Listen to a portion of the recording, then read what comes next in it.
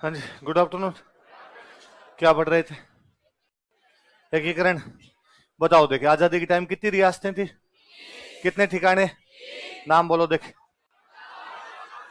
लावा, निमराना और कुशलगढ़। केंद्र शासित प्रदेश कौन सा? रियासती विभाग कब बना? उसके अध्यक्ष कौन थे? सरदार वल्लभ भाई पटेल। सचिव कौन थे? वीपी मेनन। और रियासती विभाग ने कहा कि कौन सी रियासतें आजाद रह सकती है। और इनकम 1 करोड़ से तो कैसे कितनी रियासतें दी थी? कौन कौन सी? Mewar, Jaipur, Jodhpur, Bikaner. Indian Independence Act कब पारित हुआ? उसकी कौन सी धारा के तहत संधियां क्या कर दी गई थी? कौन से राजा राजस्थान यूनियन बनाना चाहते थे? कहां की रियासतों को मिला के? पहला चरण कौन सा था? ये नाम किसने दिया? धौलपुर के राजा क्या बने? करौली के राजा क्या बने? अलवर, भरतपुर में कब किया गया? किसके द्वारा किया गया? प्रधानमंत्री कौन थे? उप प्रधानमंत्री कौन थे? जनसंख्या कितनी थी? इनकम कितनी थी? कौन सी रियासतों में भारत सरकार पहले ही कब्जा कर लेती? दूसरे चरण का नाम क्या था? हाड़ौती की 3 रियासतें, 3 वागड़ की, एकमात्र मुस्लिम रियासत, 2 अजमेर मेरवड़ा वाली, 1 ठिकाना। कोटा के राजा क्या बनाए गए? बूंदी के राजा क्या बनाए गए? वरिष्ठ उपराज प्रमुख। डूंगरपुर के राजा क्या बनाए गए? प्रधानमंत्री कौन बने? गोकुलाल असावा। कहां के थे? जनसंख्या कितनी थी? कितनी? और इनकम कितनी थी? किसने कहा डेथ वारंट पे साइन कर रहा हूं? कौन सी 2 रियासतों ने अजमेर मेरवड़ा विलय का विरोध किया? कौन कौन सी? शाहपुरा और किशनगढ़। तीसरे चरण का नाम क्या था? एक ही रियासत जोड़ी गई। उद्घाटन कब हुआ? कहां पे? किसके द्वारा? राज प्रमुख, वरिष्ठ उपराज प्रमुख, प्रधानमंत्री, उप प्रधानमंत्री, राजधानी। लेकिन कोटा के विकास के लिए। और 1 अधिवेशन प्रतिवर्ष। किसका अधिवेशन? विधानसभा का। कहा गया कि जो राजा ने प्रीव्यू पर्स कितना मांगा? प्रीव्यू पर्स मिला कितना? बाकी 5 लाख। और 5 लाख राजस्थान आंदोलन समिति किसने बनाई? राम मनोहर लोहिया। चौथे चरण का नाम क्या था? वृहत राजस्थान। चौथे चरण में कितनी रियासतें? कौन कौन सी? जयपुर, जोधपुर, बीकानेर। और उद्घाटन कब किया गया? चैत्र शुक्ल एकम विक्रमी संवत 2006। दोबारा बोलो। और वैसे तारीख के हिसाब से देखें तो कहां किया गया? किसके द्वारा किया गया? महाराज प्रमुख कौन बने? राज प्रमुख कौन बने? प्रधानमंत्री कौन बने? हीरालाल शास्त्री। राजधानी को लेकर किस किस के बीच विवाद था? कौन सी समिति बनाई गई? BR पटेल समिति में 2 मेंबर और थे, TC पुरी और SP सिन्हा। कहा कि राजधानी क्या होनी चाहिए? तो हाईकोर्ट किसको देंगे? जयपुर का प्रीव्यू पर्स, जोधपुर वालों का, बीकानेर वालों का। मत्स्य संघ का विलय कौन से चरण में किया गया? तो 5वें चरण का नाम क्या था? संयुक्त वृहत्तर राजस्थान। ये विलय कब किया गया? 15 मई 1949। कौन सी समिति की सिफारिश थी? शंकर राव देव। उसमें 2 मेंबर और कौन कौन थे? RK सिद्धवा और प्रभुदयाल। किसको हीरालाल शास्त्री मंत्रिमंडल में लिया गया? छठे चरण में कौन सी रियासत तोड़ी गई? बॉम्बे में कितने गांव? उसमें 2 इलाके कौन कौन से? आबू है, देलवाड़ा। राजस्थान में बाकी सिरोही। गोकुल भाई भट्ट का गांव कौन सा? और वल्लभ भाई पटेल ने क्या कहा? राजस्थान वालों को गोकुल भाई भट्ट चाहिए था, और वो हमने। हमारे प्रदेश का नाम राजस्थान कब पड़ा? पहले मनोनीत मुख्यमंत्री। दूसरे कौन थे ये? तीसरे पहले निर्वाचित मुख्यमंत्री। दूसरे, तीसरे सबसे युवा मुख्यमंत्री, आधुनिक राजस्थान का निर्माता, सबसे लंबे समय तक रहने वाले मुख्यमंत्री। 7वां चरण में कुछ की सिफारिशें थी? राज्य पुनर्गठन आयोग। इसकी सिफारिशों पे क्या राजस्थान में मिलाए गए? आबू है, देलवाड़ा। कौन सा केंद्र शासित प्रदेश? मध्य प्रदेश से क्या लिया? क्या दिया? ये पूरा कब हुआ? 1 नवंबर 1956। अपने सीएम कौन थे? मोहनलाल सुखाड़ी। इतनी बातें पढ़ी, आगे बढ़ते।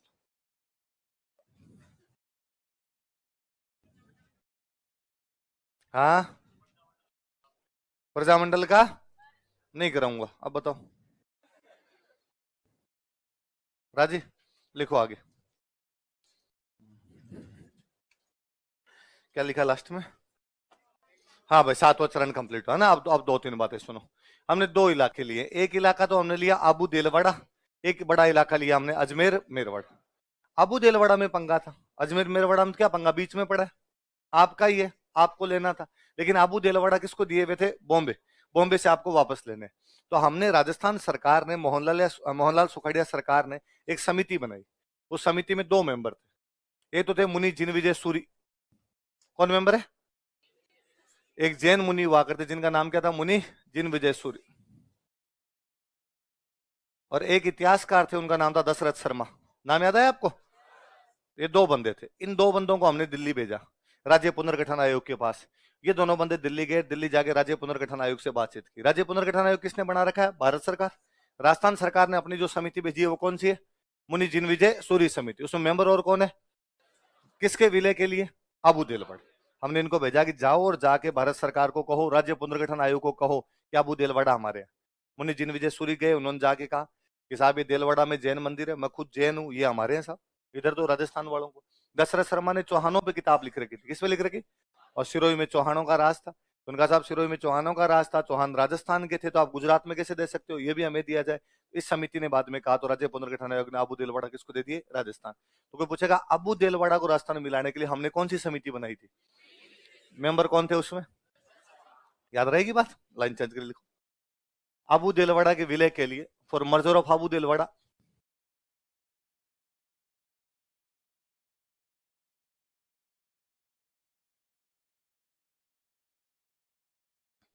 अबू देलवाड़ा के विलय के लिए, for merger of Abu Delwara, मुनि जिनविजय सूरी समिति का गठन किया गया था।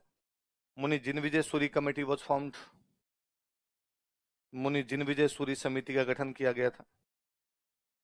Muni Jinvijay Suri committee was formed. मुनि जिनविजय सूरी समिति का गठन किया गया था। Muni Jinvijay Suri committee was formed. इतिहासकार दशरथ शर्मा भी समिति के सदस्य थे। Historian Dasharath Sharma was also member of this committee. इतिहासकार दशरथ शर्मा भी समिति के सदस्य थे। Historian Dasharath Sharma was also member of this committee. इतिहासकार दशरथ शर्मा भी समिति के सदस्य थे। Historian Dasharath Sharma was also member of this committee. अच्छा, अजमेर मेरवाड़ा तो किसी में मिलाया हुआ नहीं था, वो तो अलग ही था। क्या था? एक केंद्र शासित प्रदेश, एक चीफ कमिश्नर ही हुआ करती। तो यहां पर एक विधानसभा होती, उस विधानसभा को बोलते थे धारा सभा। क्या बोलते?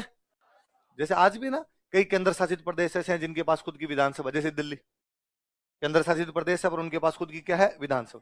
तो वैसे अजमेर मेरवाड़ा के पास विधानसभा थी, लेकिन उसको बोलते क्या थे? और इस धारा सभा में मेंबर थे 30। कितने मेंबर थे? और इस अजमेर मेरवाड़ा के मुख्यमंत्री थे हरिभाऊ उपाध्याय। कौन थे? याद है आपके? कहां पढ़े बताओ हमने? बिजोलिया किसान आंदोलन का तीसरा चरण याद है? तीसरे चरण में बजाज जी किसको नेता बना के गए थे? हरिभाऊ उपाध्याय।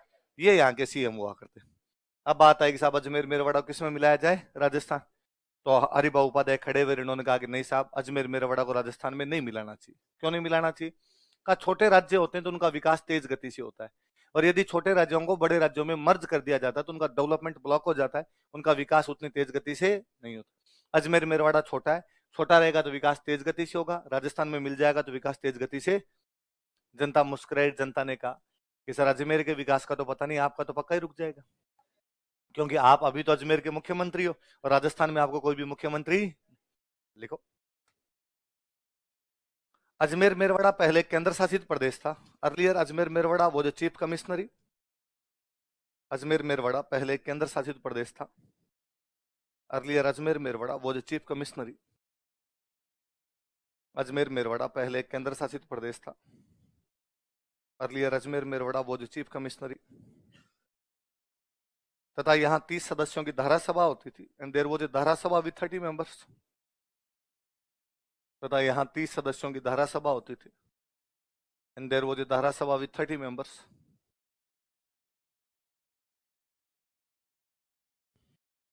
तथा यहाँ 30 सदस्यों की धारा सभा होती थी एंड देयर वाज ए धारा सभा विद 30 मेंबर्स। तथा हरिभाऊ उपाध्याय मुख्यमंत्री थे एंड हरिभाऊ उपाध्याय वो चीफ मिनिस्टर। तथा हरिभाऊ उपाध्याय मुख्यमंत्री थे एंड हरिभाऊ उपाध्याय वो चीफ मिनिस्टर। हरिभाऊ उपाध्याय मुख्यमंत्री थे, हरिभाऊ उपाध्याय वो चीफ मिनिस्टर। हरिभाऊ उपाध्याय क्या थे? लाइन चेंज करके स्टार लगा के लिखो। हरिभाऊ उपाध्याय ने अजमेर मेरवाड़ा के विलय का विरोध किया था। Haribhau Upadhyay opposed merger of Ajmer Merwara in Rajasthan. Haribhau Upadhyay ने अजमेर मेरवाड़ा के राजस्थान में विलय का विरोध किया था। Opposed merger of Ajmer Merwara in Rajasthan. Ajmer Merwara के राजस्थान में विलय का विरोध किया था।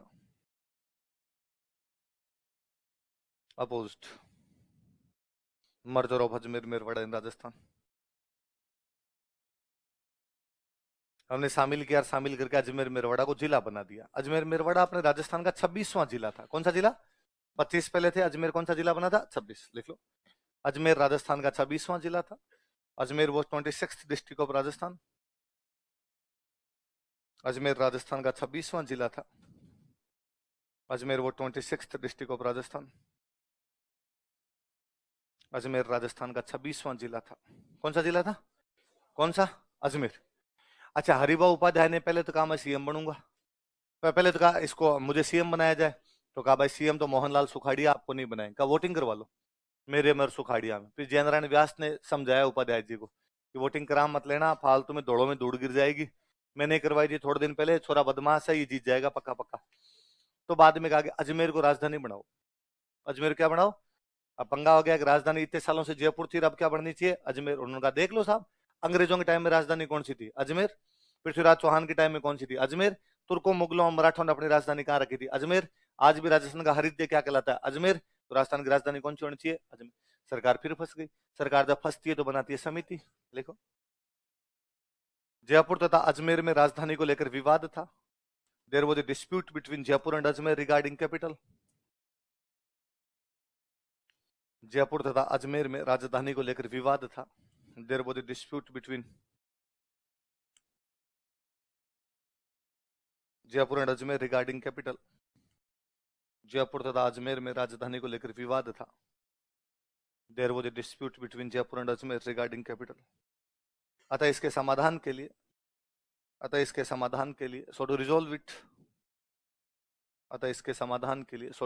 इट, एक जांच समिति का गठन किया गया। An inquiry committee was formed. एक जांच समिति का गठन किया गया। An inquiry committee was formed. लिखो समिति के सदस्य: Satyanarayan Rao, members of committee: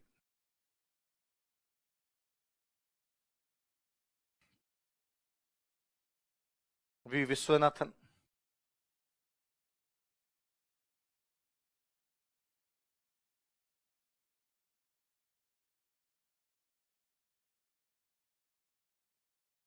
B K गुहा,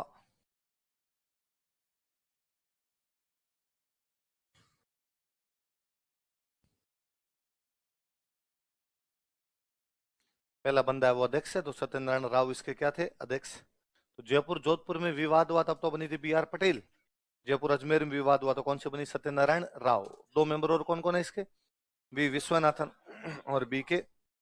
और समिति ने कहा भाई जयपुर राजधानी होनी चाहिए। क्यों, क्या लॉजिक है? तो उन्होंने कहा 49 में जयपुर राजधानी बन गई थी, अब आ गया था 56, 56, 7 साल हो गए जयपुर को राजधानी बने हुए।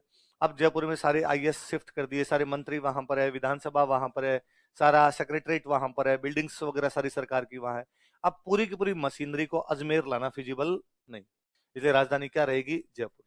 पर 65% का सारा हिसाब अजमेर को दे दो। रेवेन्यू डिपार्टमेंट किसको दे दिया जाए? अजमेर। लिखो, इस समिति की सिफारिश के आधार पर, on basis of recommendations of this committee, इस समिति की सिफारिश के आधार पर, on basis of recommendations of this committee,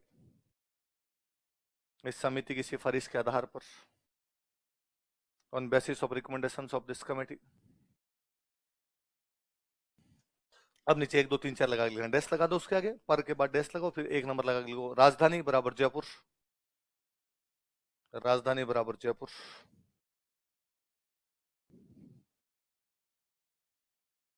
दो नंबर लिखो, राजस्व विभाग बराबर अजमेर, रेवेन्यू डिपार्टमेंट, राजस्व विभाग बराबर अजमेर, राजस्व, राजस्व लिखो, राजस्व विभाग पूरा लिखो, राजस्व, राजस्व विभाग। तो अब लोगों ने कहा कि यार ये काम ठीक है, मतलब जोधपुर हल्ला मचाए तो हाईकोर्ट, अजमेर हल्ला मचाए तो रेवेन्यू, तो हमने कौन सी मोरने के बाटे मारे हैं।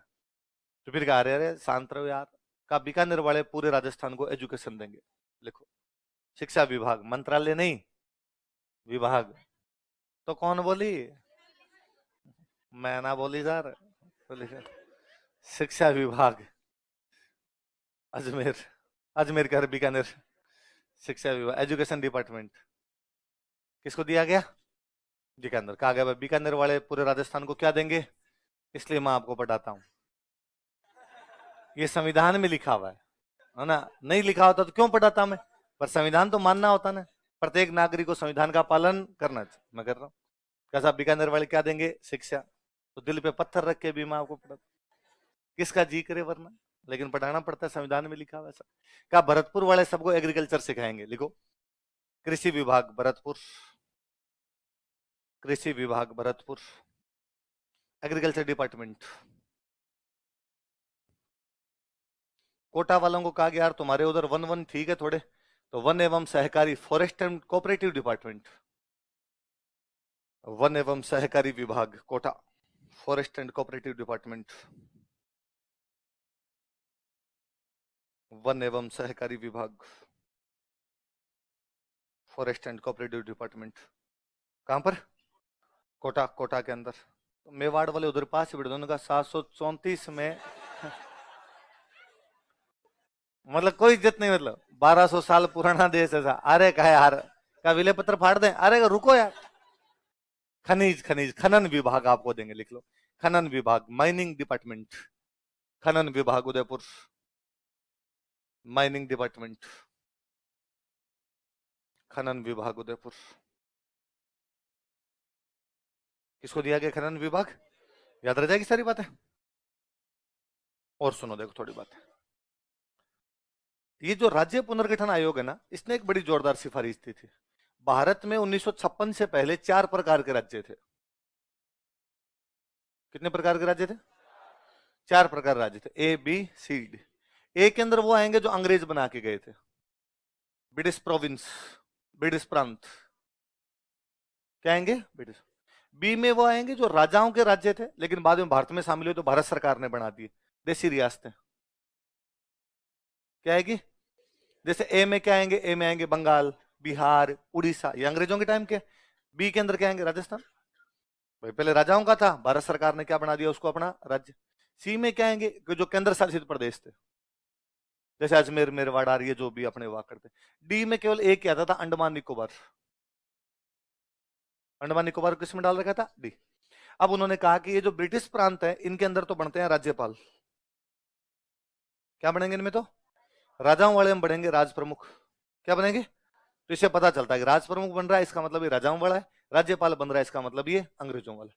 इसका नाम ही चीफ कमिश्नर ही था, तो यहां पर क्या बनता, चीफ कमिश्नर। और अंडमान निकोबार के अंदर भी बनाते थे चीफ कमिश्नर। 4 प्रकार के राज्य हैं, ए बी सी डी। राज्य पुनर्गठन आयोग की रिकमेंडेशन थी कि 4 प्रकार के नहीं होने चाहिए, 2 प्रकार के होने चाहिए। ए और बी दोनों को मर्ज करो और एक बना दो राज्य, इसको तो क्या बोलेंगे, राज्य। सी और डी दोनों को मर्ज करो और इसको बना दो यूनियन टेरिटरी, केंद्र शासित प्रदेश। इसका मतलब बी किस में मिला दिया, ए में। बी जब ए में मिलाया गया तो क्या राज प्रमुख होगा ही नहीं। अब की बात, जब बी ए में मिल गया तो सारे के सारे क्या होंगे। तो 1956 के बाद में राज प्रमुख बनने क्या हो गए, बंद। अच्छा पहले संविधान में लिखा हुआ था राज प्रमुख बनेंगे, आज जीवन राज प्रमुख रहेंगे, क्या रहेंगे। जिनको भी राज प्रमुख बनाया था उनको कहा था लाइफ, जब तक आप जियो तो आप ही राज प्रमुख हो। लेकिन बाद में 7वां संविधान संशोधन किया और कहा कि राज प्रमुख का पद क्या किया जाता है, समाप्त। तो 1956 तक अपने राज प्रमुख बनते थे, 56 के बाद अपने क्या बनने लगे थे, राज्यपाल। याद रहेगी बात। कौन सा संविधान संशोधन लिखो, 7वें संविधान संशोधन 1956 के तहत, बाय 7th कॉन्स्टिट्यूशनल अमेंडमेंट 1956, 7वें संविधान संशोधन 1956 के तहत, बाय 7th कॉन्स्टिट्यूशनल अमेंडमेंट 1956, 7वें संविधान संशोधन 1956 के तहत राज प्रमुख का पद समाप्त कर दिया गया था। ऑफिस ऑफ राज प्रमुख वॉज एबोलिश्ड। राज प्रमुख का पद समाप्त कर दिया गया था। ऑफिस ऑफ राज प्रमुख वॉज एबोलिश्ड।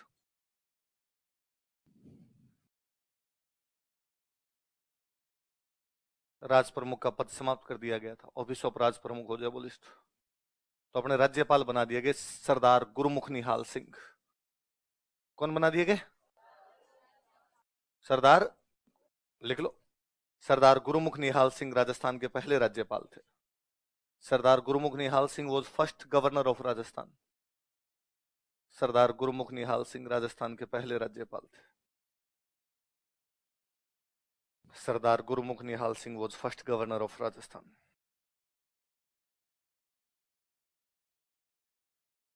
सरदार गुरुमुख निहाल सिंह राजस्थान के पहले राज्यपाल थे। Sardar Gurmukh Nihal Singh was first governor of Rajasthan. ये दिल्ली के सीएम हुआ करते पहले, बाद में कहा कि सीएम तो हटो और राजस्थान में जाके क्या बन जाओ, राजा।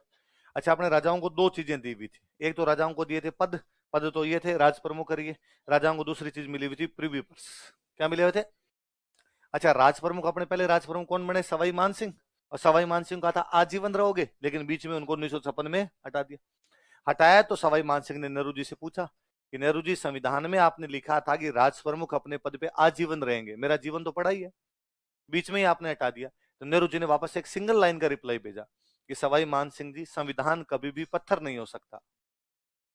संविधान कभी भी पत्थर होता है भाटा, भाटे में कोई चेंज नहीं आते। भाटा पड़ा है शताब्दियों शताब्दियों तक, भाटा ही पड़ा रहेगा, क्या चेंज आएंगे। लेकिन संविधान पत्थर नहीं है। संविधान में समय समय पर क्या किए जाएंगे, परिवर्तन। जब संविधान बनाया हमने 50 में, तब हमें लगा कि राज प्रमुख क्या होना चाहिए, आजीवन। 6 साल बाद 56 में लगा कि यार आजीवन नहीं होना चाहिए, हमने हटा दिया। मान सिंह जी का कोई नहीं, डन, कोई बात नहीं आपने। पर बाद में नेहरू जी ने सवाई मान सिंह को स्पेन का राजदूत बना दिया था। क्या बना दिया था? कंपनसेट कहते हैं इनको, राजदूत वगैरह बना दिए थे कि स्पेन का राजदूत। इनको लगा ठीक है ये पद हटा दिया तो दूसरा पद मिल गया, और प्रिवी पर्स तो अपने को मिल ही रहा था। फिर आई इंदिरा गांधी। कौन आई? और इंदिरा गांधी ने कहा कि मित्रों, मैं तुम्हारे एक एक खाते में 15-15 लाख दूंगी। एक एक खाते में कितने रुपए दूंगी? ये डायलॉग वास्तव में इंदिरा गांधी का, मोदी जी ने कॉपी मारा था। बस इतना है कि मोदी जी के टाइम में सोशल मीडिया आ गई, इसलिए सबने पकड़ लिया कि हाँ, हम मोदी जी से कितने रुपए मांगते हैं, 15 लाख। दुकानदार रुपए मांग लेगा, यार तेरे पे कर्जा और रखा, मैं मोदी जी से मांगता हूँ 15 लाख, वो आएंगे तब तेरा कर्जा भी चुका दे। मोदी जी ने कहा था एक एक खाते में 15-15 लाख दूंगा। ये इंदिरा गांधी बहुत पहले बोल के गई थी। तो बाद में इंदिरा गांधी ने कहा भाई 15-15 लाख कहां से लाओगे रुपए? तो इंदिरा गांधी ने कहा पैसे वालों से पैसे छीन लूंगी मैं। तो इंदिरा गांधी ने दो काम किए थे। एक तो 69 में बैंकों का राष्ट्रीयकरण कर दिया था, पढ़ा आपने? 14 बड़े बैंकों का क्या कर दिया गया था? बैंक वाले को घर पे बुलाया, मान लो आपके नाम पे बैंक, आपको बुलाया कि शाम को चाय पे आना तुम। शाम को चाय पे आया बैंक वाला बेचारा, उसको कहा ये पकड़ 200 करोड़ रुपए, आज के बाद तेरी बैंक हमारी है। उसने कहा मैडम पर बैंक में मेरे 500 करोड़ लगे। मैं कहा थप्पड़ मारूंगे, भाग यहाँ से। 500 करोड़ नहीं चले और यहाँ से चल। तो बैंकों ने क्या कर दिया, राष्ट्रीय। ऐसे 26वां संविधान संशोधन लेके राजाओं के प्रीव्यू पर क्या कर दिए गए। कौन से संविधान संशोधन में? 1971 की बात, लिख लो। 26वें संविधान संशोधन 1971 द्वारा, बाय 26th कॉन्स्टिट्यूशनल अमेंडमेंट 1971। 26वें संविधान संशोधन 1971 द्वारा, बाय 26th कॉन्स्टिट्यूशनल अमेंडमेंट 1971। 26वें संविधान संशोधन 1971 द्वारा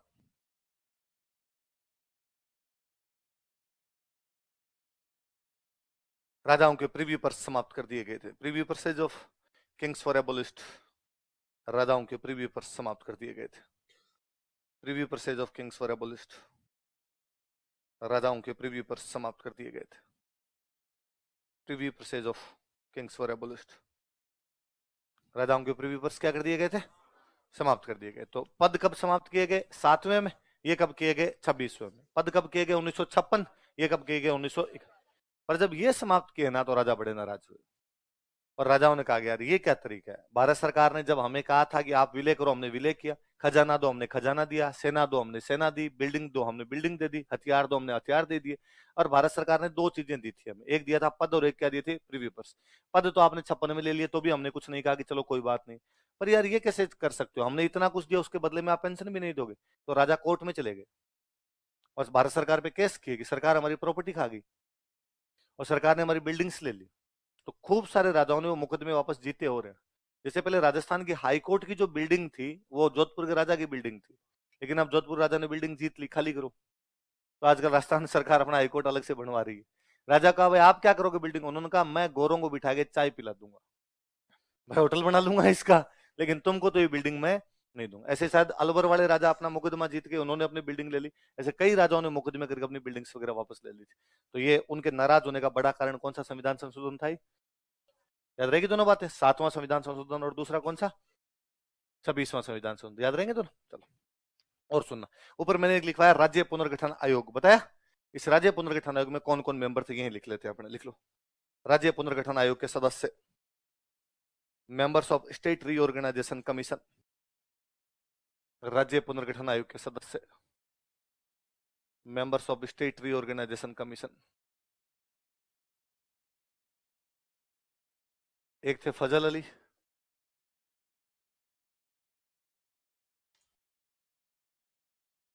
एक थे हरिदेनाथ कुंजरू,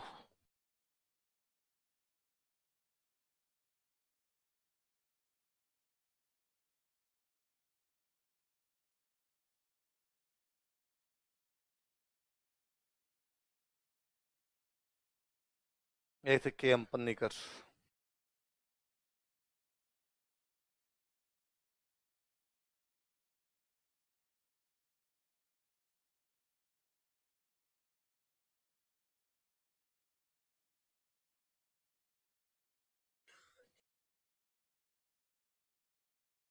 कौन कौन है बताओ देखे, फजल अली, हरिदेनाथ कुंजरू और के एम पन्नीकर। क्या क्या नाम दोबारा बताओ, फजल अली, हरदेनाथ कुंजरू और के M.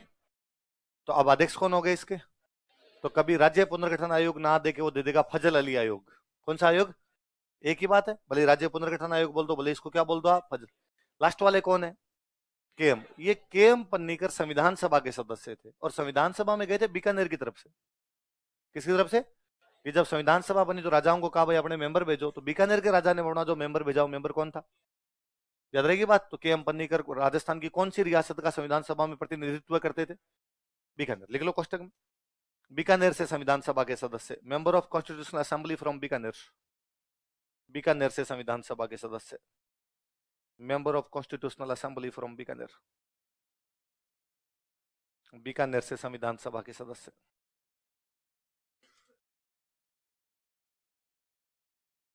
Constitutional assembly from Bikaner. Bikaner से संविधान सभा के सदस्य। अच्छा, और बात सुनो, देखो राजस्थान का एकीकरण पूरा कब हुआ? 1 नवंबर 1956। ये 1 नवंबर अपनी पसंदीदा डेट है, फेवरेट डेट है भाई, अपने अपने काम की डेट है। अब आया 1 नवंबर 2000। क्या आया? भारत सरकार ने एक नया राज्य बनाया था इस दिन, मध्य प्रदेश को तोड़ के बनाया गया छत्तीसगढ़। क्या बनाया गया? पहले एक राज्य हुआ करता मध्य प्रदेश, फिर मध्य प्रदेश से उसका जनजातीय ट्राइबल एरिया तोड़ा गया, ट्राइबल एरिया तोड़ के क्या बना दिया? छत्तीसगढ़। छत्तीसगढ़ कब बना? कौन से राज्य को तोड़ के? अपने से तो कोई लेना देना नहीं, मध्य प्रदेश टूट रहा है, बन क्या रहा है? छत्तीसगढ़। लेकिन जब तक छत्तीसगढ़ नहीं बना था, भारत में सबसे बड़े क्षेत्रफल वाला राज्य कौन सा था? मध्य प्रदेश। 1 नवंबर 2000 को जैसे छत्तीसगढ़ बना, मध्य प्रदेश छोटा हो गया और भारत का सर्वाधिक क्षेत्रफल वाला राज्य हो गया राजस्थान। क्या हो गया? तो हमने तो कुछ ही नहीं किया, हम तो खाली बैठे थे, देख रहे थे कि हे यस, फर्स्ट नंबर लिखो, एक लाइन और लिखो। 1 नवंबर 2000 ईस्वी को और 1 नवंबर 2020, 1 नवंबर 2000 ईस्वी को और 1 नवंबर 2020 राजस्थान भारत का सबसे बड़ा राज्य बन गया था। Rajasthan became largest state of India. Rajasthan Bharat का सबसे बड़ा राज्य बन गया था। पुनर्गठन ऐसे लिखते हैं, राजस्थान भारत का सबसे बड़ा राज्य बन गया था।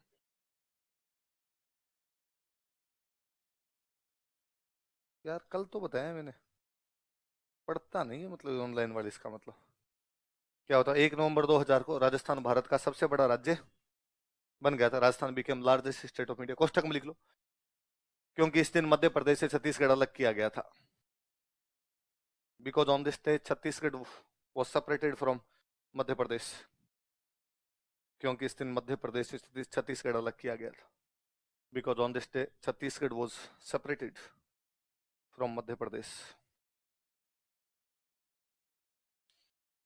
ऑनलाइन वालों का एक क्वेश्चन है, आप जवाब दो देखे।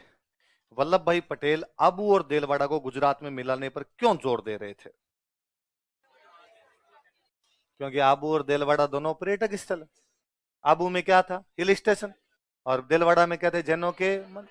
जिधर आबू और देलवाड़ा जाएंगे उधर टूरिस्ट जाएंगे, जिधर टूरिस्ट जाएंगे उधर रेवेन्यू बढ़ेगा, रेवेन्यू बढ़ेगा उनका पास धन आएगा। अपना सपना कौन नहीं चाहता सा है? और आज भी शनिवार और रविवार, कौन से 2 दिन, आबू की सारी होटल गुजरातियों द्वारा बुक रहती है। सारे दारू पीने कहाँ आते हैं? आबू। 2 चक्कर है उनके। एक कारण तो ये है कि उनके पास हिल स्टेशन नहीं, आबू है और नजदीक पड़ता है। दूसरा, उनके दारू बैन है।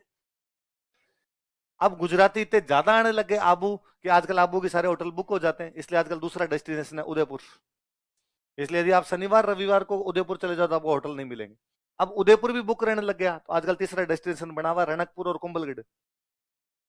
ये वाला जो इलाका कुंभलगढ़ और रणकपुर वाला, यहां तक मार कर रहे हैं कि फ्राइडे को उधर जैसे ऑफिस से छूटे, हाथों हाथ राजस्थान की बाउंड्री में घुसे, घुसते जो पहला ठेका आया। इसलिए जो अपने गुजरात वाले बॉर्डर पे दारू के ठेके हैं उनमें भयंकर कमाई है। इसलिए हर आदमी चाहता है कि उसके पास एक ठेका हो। कहां पे? इसलिए आपको कमाई करनी हो तो ठेका कहां लोगे? कहां लेना चाहिए? ये तो मैंने बताई थी ना बात कि भाई अबू दिलवाड़ा क्यों लेना चाहते हैं। ऑनलाइन वाले तुम यार बीच में ना सो जाते हो। ऑनलाइन वालों में क्या सुविधा है, आपको तो क्या मेरे सामने बैठा रहना ही पड़ता है। मैं भले अच्छा पढ़ाऊं भले बुरा पढ़ाऊं, सुनना ही पड़ेगा, लिखना ही पड़ेगा। मैं बीच में बात भी बता रहा हूं, हो सकता है आप में से कईयों को लगे कि फर्जी बकवास कर रहा है। पढ़ाता तो है नहीं, इधर उधर की बातें करने लग जाता है। पर आप कह नहीं सकते, इतनी तो इज्जत करते ही हो, है ना? है ना? पर ऑनलाइन वाले के पास में मौका होता है। ऑनलाइन वाला करता है बंद, यार बकवास हटा रहे, मम्मी चाय ला, आराम से 10 मिनट तक चाय पीता है। आपको सामने सिंसियर होके ही यूं बैठना पड़ता है। ऑनलाइन वाला कभी टांग ऊपर करता है ना? थोड़ी देर यूं लेट जाता है। आपको मान लो मैं आधे घंटे भी लेट आया, 20 मिनट भी लेट आया, 15 मिनट भी लेट आया क्लास के अंदर, तो आप बैठे रहते हो, वेट ही करते रहते हो, सर आ रहे हैं सर आ रहे हैं। वो ऑनलाइन वाला देखता नहीं, वो यूं देखता है, आ गया नहीं है चलो बंद करो, आ जाएगा तब देख लेंगे इसको। इसलिए ऑनलाइन वाला तुम ढंग से पढ़ा करो रहा है। चलो ये हो गया भाई आपका एकीकरण। भाई इनका पढ़ना ज्यादा जरूरी है ना।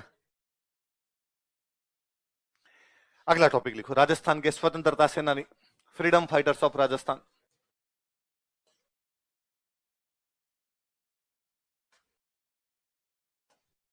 Freedom fighters of Rajasthan, Rajasthan के स्वतंत्रता सेनानी, फ्रीडम फाइटर्स ऑफ राजस्थान।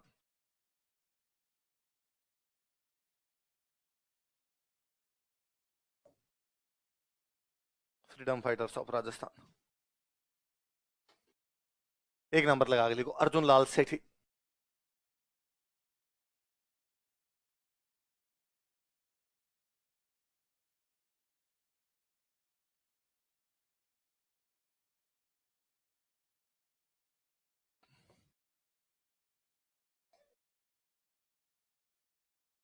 पहले बंदे कौन है? अर्जुन लाल सेठी। सेठी जी अपने जयपुर के रहने वाले थे, लिखो यह जयपुर के रहने वाले थे। ही बिलोंग्ड टू जयपुर।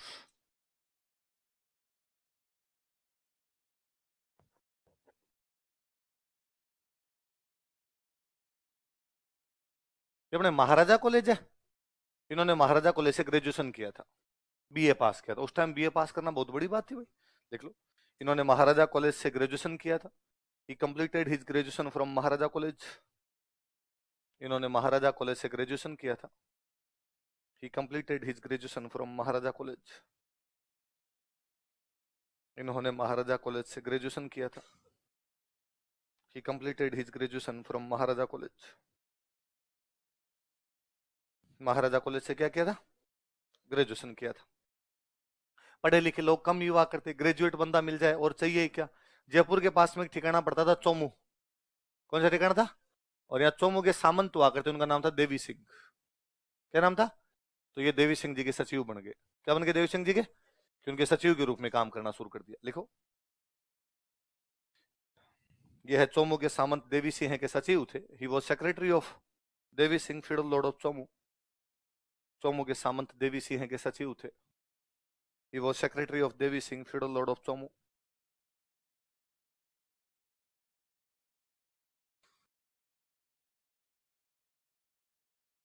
चोमू के सामंत देवी सिंह के सचिव थे।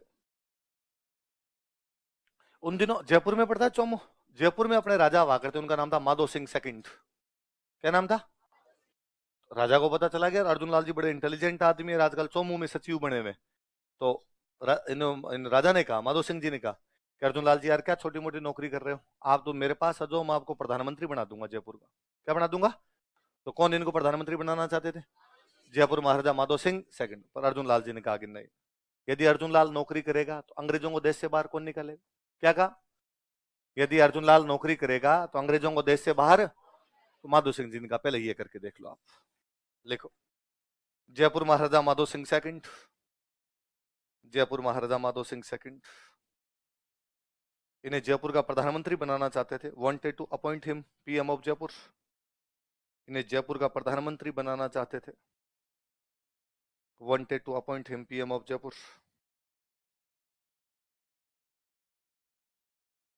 इन्हें जयपुर का प्रधानमंत्री बनाना चाहते थे। Wanted to appoint him PM of Jaipur. इन्हें जयपुर का प्रधानमंत्री बनाना चाहते थे। Wanted to appoint him PM of Jaipur. लेकिन इन्होंने कहा था कि बट ही सेड दैट, या बट ही रिप्लाइड, ये लिख लो। लेकिन इन्होंने कहा था कि but he replied, inverted comma में लिखो, यदि अर्जुन लाल नौकरी करेगा, if Arjun Lal will serve, यदि अर्जुन लाल नौकरी करेगा, if Arjun Lal will serve, यदि अर्जुन लाल नौकरी करेगा, if Arjun Lal will serve, तो अंग्रेजों को देश से बाहर कौन निकालेगा? Then who will through out britishers from country, तो अंग्रेजों को देश से बाहर कौन निकालेगा? Then who will through out britishers from country, तो अंग्रेजों को देश से बाहर कौन निकालेगा? Then who will through out britishers from country. तो नौकरी छोड़ दी, चोमू वाली भी छोड़ दी, जयपुर ज्वाइन नहीं की। अब क्या करे? तो जैन थे खुद अर्जुन लाल जी, तो मथुरा के एक जैन स्कूल में पढ़ाने लग गए। कहां पे जाके पढ़ाने लगे? लिख लो, इन्होंने मथुरा के जैन विद्यालय में अध्यापक का कार्य किया। He worked as a teacher in Jain school of Mathura. इन्होंने मथुरा के जैन विद्यालय में अध्यापक का कार्य किया। He worked as a teacher in Jain school of Mathura. Mathura के जैन विद्यालय में अध्यापक का कार्य किया। He worked as a teacher in Jain School of Mathura. Mathura के जैन विद्यालय में अध्यापक का कार्य किया। He worked as a teacher in Jain School of Mathura. पर बाद में कहा गया यार आपने तो खुद ही प्रचार प्रसार करते हैं जैनों का। तो 1905 में एक समिति बनाई, उसका नाम था जैन शिक्षा प्रचारक समिति। क्या नाम था? जैन शिक्षा प्रचारक समिति। जैनों की शिक्षा का क्या किया जाएगा? प्रचार। ऐसा इन्होंने कब कहा? 1905। कौन सी समिति बनाई दोबारा बताओ देख। जैन शिक्षा प्रचार। लिखो 1905 ईस्वी में, इन 1905 एडी, 1905 ईस्वी में, इन 1905 एडी जैन शिक्षा प्रचारक समिति का गठन किया। ये फाउंडेड जैन शिक्षा प्रचारक समिति। जैन शिक्षा प्रचारक समिति का गठन किया। जैनों की शिक्षा क्या करेंगे? प्रचार। जैन शिक्षा प्रचारक समिति का गठन किया। He founded जैन शिक्षा प्रचारक समिति। जैन शिक्षा प्रचारक समिति का गठन किया। अब कैसे भाई शिक्षा का प्रचार कैसे करेंगे? स्कूल खोलने पड़ेंगे। जैनों में भगवान में महावीर, तो महावीर का एक नाम है वर्धमान। क्या नाम है? तो अपने जयपुर के अंदर एक स्कूल खोला, इस स्कूल का नाम था वर्धमान विद्यालय। क्या नाम था? तो वर्धमान विद्यालय कहाँ स्थापित किया गया? जयपुर। कब किया गया? लिखो 1907 ईस्वी में, इन 1907 एडी, 1907 ईस्वी में, 1907 AD, जयपुर में वर्धमान विद्यालय की स्थापना की गई। Vardhman school was founded at Jaipur. Jaipur में वर्धमान विद्यालय की स्थापना की गई। Vardhman school was founded at Jaipur. इसके स्टार लगाना ना, ये कोई सवाल पूछेंगे आपसे। जयपुर में वर्धमान विद्यालय की स्थापना की गई। Vardhman school was founded at Jaipur. Jaipur में किसकी स्थापना की गई? और भाई साहब यहाँ पढ़ाते नहीं थे, यहाँ सिखाते बम बनाना। लिखो, यह क्रांतिकारियों की पाठशाला थी। It was a school of revolutionaries, revolution करने वाले लोग। It was a school of revolutionaries. ये मस्ती की पाठशाला नहीं है, ये क्रांतिकारियों की पाठशाला है। It was a school of revolutionaries, यह क्रांतिकारियों की पाठशाला थी। अब स्टूडेंट ने बम बनाना सीख लिया, तो एक दिन उन्होंने कहा कि सर प्रैक्टिकल है ना, थ्योरी थ्योरी पढ़ाते रहते हो, कभी क्या करवाओ हमसे। उन्हीं दिनों देश की राजधानी चेंज की गई थी। 1911 में ब्रिटेन के राजा भारत आए हुए थे, जॉर्ज पंचम। क्या नाम था? साथ में उनकी रानी आई हुई थी, मेरी। कौन थी रानी? तो उनकी है। नाम क्या उसका? मेरी है। कहीं आप समझ लो सर आज तो नशा पता करके आए, कैसे हैं लोगों की लुगाइयों को खुद की बता रहे हैं। जॉर्ज पंचम की रानी का नाम क्या था? 1911 में दोनों दिल्ली आए, दिल्ली में दरबार लगाया और भारत की जनता को पूछा कि जनता कोई समस्या तो बताओ, मैं तुम्हारी सारी समस्या मिटा दूंगा। और अपनी जनता जोर जोर से रोई। क्या हुआ तुम्हारे? और हमारी जनता ने कहा साहब हमारी राजधानी बहुत दूर पड़ती है। कहाँ है तुम्हारी राजधानी? ठेठे कलकत्ता। कहाँ पड़ी है? एकदम पूर्वी कोस्ट के ऊपर जाके राजधानी पड़ी। देश की राजधानियां बीच में होती है साहब, आपने एकदम वहां बना रखी।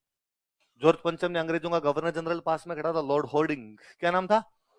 होर्डिंग से पूछा होर्डिंग क्या मामला है? होर्डिंग ने कहा हाँ सर, राजधानी का होर्डिंग तो हमने वहीं लगा रखा है। क्यों इतनी दूर क्यों है? कहा सर पहले हम बिजनेस करने आए थे, बिजनेस कलकत्ता में अच्छा था, इसलिए राजधानी कहाँ बना ली? कलकत्ता। हमें क्या पता था भारत वाले इतने बेलखड़े हैं कि राज करना पड़ेगा। फिर राज करने लग गए तो भी राजधानी हमने कहाँ रखी? कलकत्ता। चेंज। मेरे से जनता का रोना नहीं देखा जा रहा। चुप हो जाओ भाई रे, सारे चुप हो जाओ। कहाँ चाहते हो राजधानी का? सर यहीं जहां आप खड़े हो ना, एकदम यहाँ राजधानी बना दो। तो राजधानी कलकत्ता से कहाँ ला जाएगी? ऐसा कब कहा गया? 1911। कब कहा गया? कौन से राजा द्वारा? जॉर्ज पंचम। कौन से गवर्नर जनरल को? Lord hoarding. क्या नाम था? लॉर्ड होर्डिंग सेकंड हुआ करता, इसको कहा गया कि भाई साहब ये कर दे तू। होर्डिंग सेकंड ने कहा ठीक।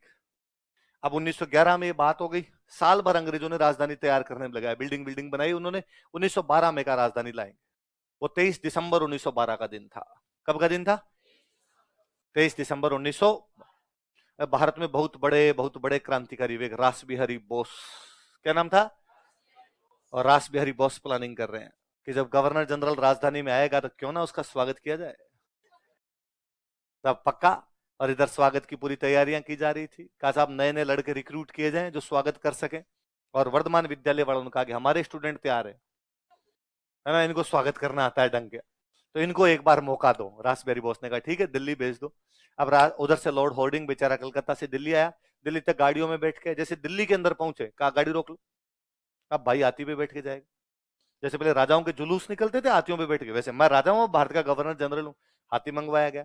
हाथी पे आगे आगे हाथी चलाने वाला महावत, पीछे एकदम ऊपर ही ऊपर बैठा लॉर्ड होर्डिंग, पीछे उसकी वाइफ बैठी हुई। राजा और रानी वाला फील लेते हुए। और दिल्ली की जनता भी बड़ी राजी की राजधानी आ रही है। दिल्ली की जनता दोनों साइड में खड़ी कतार बना के फूल फेंक रही, बाहरों फूल बरसाओ टाइप का फील दे रही। यू घूमते घूमते सवारी पहुंची चांदनी चौक। कहां पहुंची? चांदनी चौक में खड़े वर्धमान विद्यालय वाले स्टूडेंट। उनका हम भी फूल फेंकेंगे। अरे कोई फेंक सकता है, लॉर्ड होर्डिंग आ रहा है, कोई फूल फेंको। उन्होंने फूल की जगह फेंका बम। का फूल बने अंगारे, है ना। तो किस पे बम फेंका था? Lord hoarding. तो वो महावत के थोड़ा सा निशाना चूक गया, तो वो महावत के लगा, महावत ऑन द स्पॉट मरा। फिर उस महावत के लगने के बाद में होर्डिंग सेकंड के कंधे पे जाके लगा, तो उसका कंधा उठ गया था। उसकी वाइफ पीछे बैठी, उसने कैच लिया था कंधा यूं। फिर हाथों हाथ होर्डिंग को लेके गए हॉस्पिटल, उनके जुलूस बीच में ही रह गया था। अब उसमें कुछ लड़के पकड़े गए, ये स्कूल वाले तो सारे भाग गए थे, तो एक ही हाथ नहीं है। ये तेज थे, इनको पक्का पता था कि जैसे कांड हो जाए चप्पलें हाथ में लेनी, अपने आसपास में भी दिखेंगे। कॉलेजों में स्कूलों में लड़ाई करते तब था कि बस कूटना है, कूटते हाथों हाथ गली देखनी है। पहले दीवार देख के तैयार रखते कि ये नजदीक है, इधर से है ना, इधर से भाग जाएंगे अपने। तो वो कहा वो इन लोगों ने किया, सारे भागे। कई दूसरे लोग पकड़े गए, कईयों को फांसी भी थी इस मुकदमे में। जब कई लोग पकड़े गए तो बाद में उनसे पूछा कि तुम ये बम बनाना सीखे कहां से? उनका कोचिंग से। कोचिंग कहाँ का? जयपुर। कौन सिखा देंगे? अर्जुन सर, फेवरेट सर हमारे। तो बाद में अर्जुन सर का नाम कौन से कांड में आया था? दिल्ली बम कांड। कौन से में आया था? लेकिन ज्यादा कोई सबूत मिले नहीं, इसलिए गिरफ्तार उनको नहीं किया। लिखो, यह दिल्ली बम कांड से जुड़े हुए थे। He was involve in Delhi bomb case. कोष्टक में 1912 लिखना ना, यह दिल्ली बम कांड से जुड़े हुए थे। He was involve in Delhi bomb case.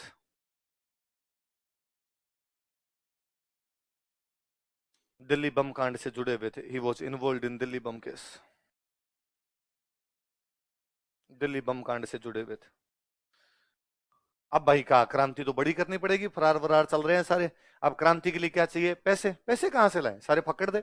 Student वगैरह थे, पैसे कहां से लाए जाए? तो इनको पता चला कि बिहार के अंदर एक जगह निमेज। कौन सी जगह? पहले इसको बोलते थे आरा। क्या बोलते? वहां जैनों की एक स्कूल थी। जैनों के स्कूलों को बोला करते उपासरा। जैन स्कूल होते उनको क्या बोलते? ये अर्जुन लाल जी भी जैन थे, जैनों की स्कूलें वगैरह इनको पता ही थी। तो इन्होंने अपने स्टूडेंट भेजे कि यार वो, इन वाले जो स्टूडेंट थे वो गए कि वो जो उपासरा है ना निमेज वाला, उसमें यार धन है, वो पार कर लो अपने। तो स्टूडेंट वो धन लेने के लिए गए। इतने में वो जो महंत जी थे, वो जो वहां पे सिखाने वाले माठ साहब थे, वो खड़े हो गए। वो खड़े हो गए तो उन्होंने शोर मचाया। शोर मचाया, स्टूडेंट उनको चेप दिया। तो निमेज हत्याकांड। कौन सा हत्याकांड? उसमें फिर ये फरार हो गए। उसमें कई लड़के पकड़े गए। वापस वो लड़के पकड़े गए तो उनको पूछा, रहे कैसे मारा? कहता हम तो लूटने गए थे, मार साहब खड़े हो गए, तो बाद में मार साहब शोर मचा रहे थे, तो बाद में करना ही पड़ा काम। तो तुम्हें भेजता कौन है ये सब करने के लिए? उनका सर। कौन से सर भेजे? अर्जुन सर। तो इस बार अर्जुन सर को पकड़ा गया। अर्जुन सर को पकड़ो रहे इस बार। लिखो, लिखो, 1913 ईस्वी के निमेज हत्याकांड में इन्हें गिरफ्तार कर लिया गया था। निमेज बिहार में जगह। 1913 ईस्वी के निमेज हत्याकांड में इन्हें गिरफ्तार कर लिया गया था। He was arrested in Nimaj murder case of 1913 AD.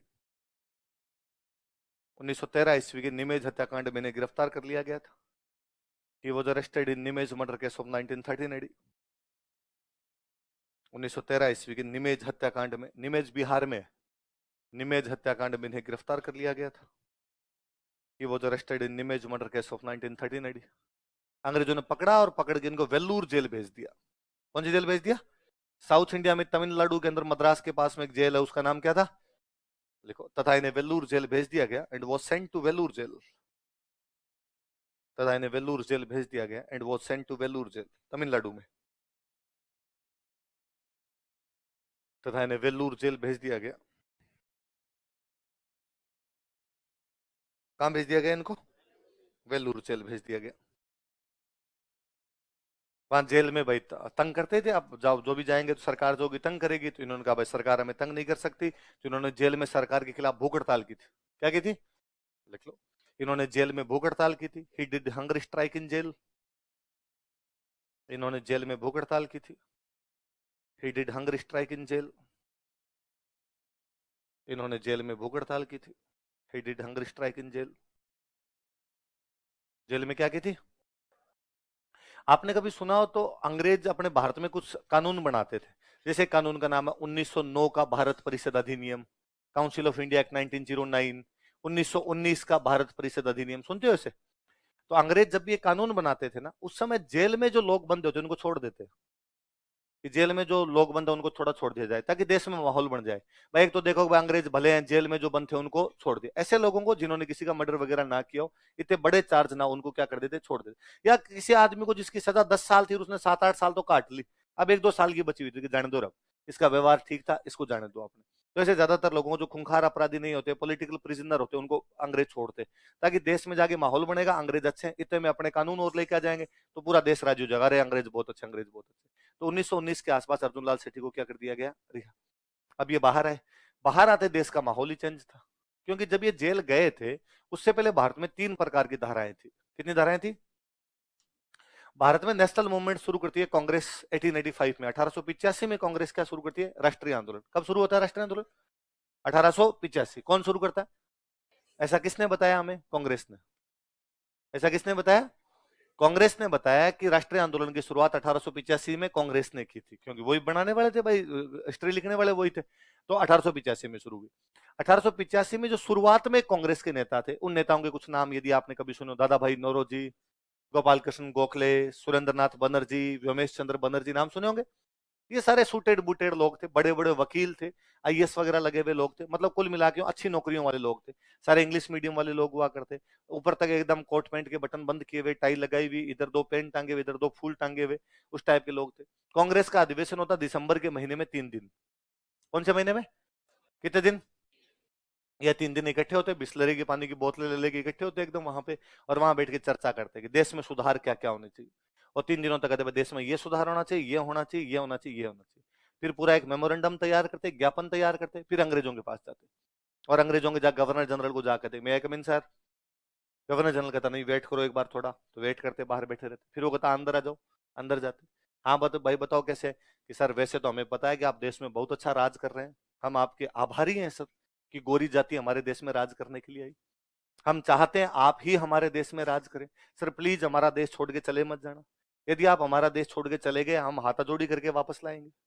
पर सर चूंकि हमारा देश बड़ा है इसलिए थोड़ी थोड़ी कमियां, कहीं ना कहीं कमियां तो नहीं है सर, आप तो पूरा ध्यान दे ही रहे हैं, पर फिर भी सर कहीं ना कहीं रह जाता है कुछ ना कुछ। तो ये कुछ हम चीजें लिख के लाए थे, यदि आप इनकी तरफ भी ध्यान देंगे तो हम आपके अति आभारी रहेंगे। जरूरी नहीं सर ध्यान देना ही है, टाइम मिले तो देख लेना थोड़ा। गवर्नर जनरल कहता चाय पानी सर, बस चाय तो पी ली थी बाहर बैठे बैठे, धन्यवाद सर आपका, चले जाते। अगले साल फिर 3 दिन इकट्ठे होते, फिर कुछ समस्याएं लिखते, फिर गवर्नर जनरल के पास जाते कि सर 10 समस्या दे के गए थे, आपने 3 समस्याएं दूर कर दी, केवल 7 बची हुई सर, थोड़ा बहुत ध्यान जाए तो वो कर लेना। सर 5 और लाए थे, ये भी थोड़ी देख लेना। ये 20 साल का टाइम है। कितने साल का टाइम है? 1885 से 1905 तक कांग्रेस ने यही किया। इसलिए 1885 से 1905 तक के जो नेता उनको बोलते हैं नरम दल। क्या बोलते हैं? मॉडरेट्स। जो मॉडरेट थे, नरम दल के नेता थे, नरम नरम बातें करते। 1905 के बाद में चेंज आने लगे। 1905 के बाद में 3 लोग नए आए थे, लाल बाल पाल। कौन आए थे? लाला लाजपत राय, बाल गंगाधर तिलक और बिपिन चंद्र। इनमें भी वास्तव में कोई बंदा जो खुंखार आदमी था वो थे बाल गंगाधर तिलक। वो कौन थे? कोई सुटेड बुटेड नहीं, धोती बांधी हुई नीचे ढंग से, एक पल्लू इधर पकड़ा हुआ, 10 एक आनिए बानिए इधर, 10 एक आनिए बानिए इधर, और एकदम यूं जाते कहीं तो वो साइड में भाई साहब आ रहे हैं, हट जाओ भाई साहब आ रहे हैं, उस टाइप का माहौल बनाते हुए एकदम जाया करते। और गवर्नर जनरल के वो समस्या लेके जाते अपने, गवर्नर जनरल के ऑफिस में सीधा घुसते, बिना मे आई कम इन सर किए घुसते, उसके सामने ज्ञापन रखते, कहता आज का आज होना चाहिए काम, शाम तक काम नहीं हुआ तो देख लेना। काम भले ही नहीं हो पर करते ऐसे ही थे, काम तो उन्होंने भी कुछ ही नहीं करवाया था, पर यो धार फाड़ आदमी थे बाल गंगाधर तिलक। तो जनता को लगता कि काम हुआ हो नहीं हुआ हो, पर मुंह पे फेंक के आए थे भाई साहब। ये भाई साहब नरम दल वाले हाथा जोड़ी करके करते, डरते हैं ये तो। तिलक है, तिलक मर्दाद, वहां जाके सामने बोलता है एकदम। इसलिए तिलक बड़े लोकप्रिय हुए थे। पहले भारत में कोई नेता लोकप्रिय हुआ था तो वो कौन हुए थे? पर ये ज्यादा फड़फड़ की तो अंग्रेजों ने पकड़ा, पकड़ के 6 साल अंदर भेजा। वहां से बाहर आने के बाद तिलक ने भी ऐसा करना, पुलिस के जो ढंग से धक्के चढ़ जाए वो बाद में रचनात्मक कार्यक्रम ही करता। हमने पढ़ा शांतिपूर्ण तरीके से गुजारते हैं अपना, तो वो भी बाद में नरम दल टाइप के हो गए। एक तो नरम दल, ये क्या कहलाए? गरम दल। अच्छा, कुछ यंग लड़के तो उनको लगा कि ना तो इन नरम दल वालों में कुछ रखा हुआ है, ना इनमें गरम दल वाला। अंग्रेजों को अंग्रेजों की भाषा में जवाब देना पड़ेगा। उन लड़कों ने फेंक दिए बम। ये हो गए क्रांतिकारी। ये कौन हो गए?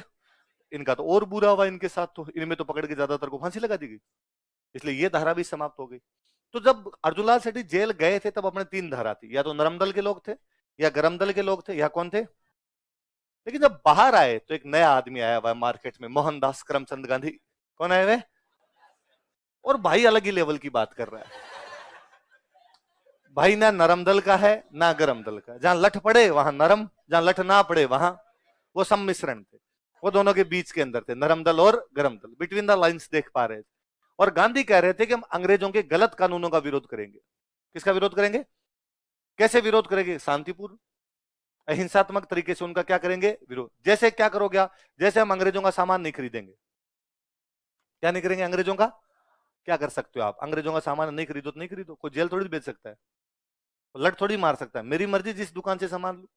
जैसे हम अंग्रेजों की कॉलेज में नहीं पढ़ेंगे, जैसे हम अंग्रेजों की स्कूल में नहीं जाएंगे, जैसे हम अंग्रेजों के कोर्ट में नहीं जाएंगे, अंग्रेजों के फंक्शन में नहीं जाएंगे, अंग्रेजों की उपाधियां नहीं लेंगे। अब इन बातों पे कोई विरोध भी नहीं किया जा सकता, पर माहौल पूरा बनता। और गांधी जी ने कहा एक दिन यदि आपने मेरा साथ दिया है, ऐसे बॉयकॉट किया, तो 1 साल के अंदर अंदर आजादी दिला दूंगा। कितने साल में? तुम मुझे 1 साल दो, मैं तुम्हें आजादी दूं। 1920 में गांधी जी कह रहे थे हम अंग्रेजी सरकार का कोई सहयोग नहीं करेंगे, अंग्रेजी सरकार का असहयोग क्या किया जाएगा? Non cooperation. इसलिए 1920 में गांधी जी आंदोलन कौन सा चला रहे थे? अर्जुन लाल सेठी इन दिनों में बाहर आए, बाहर आके देखा कि पूरी देश की जनता बापू बापू बापू कर रही थी। अर्जुन लाल सेठी ने भी कहा कि गांधी जी आप संघर्ष करो, मैं तुम्हारे, तो कौन से आंदोलन में शामिल हो गए? देखो, इन्होंने गांधी जी के असहयोग आंदोलन में भाग लिया था। He participated in non cooperation movement of Gandhi ji.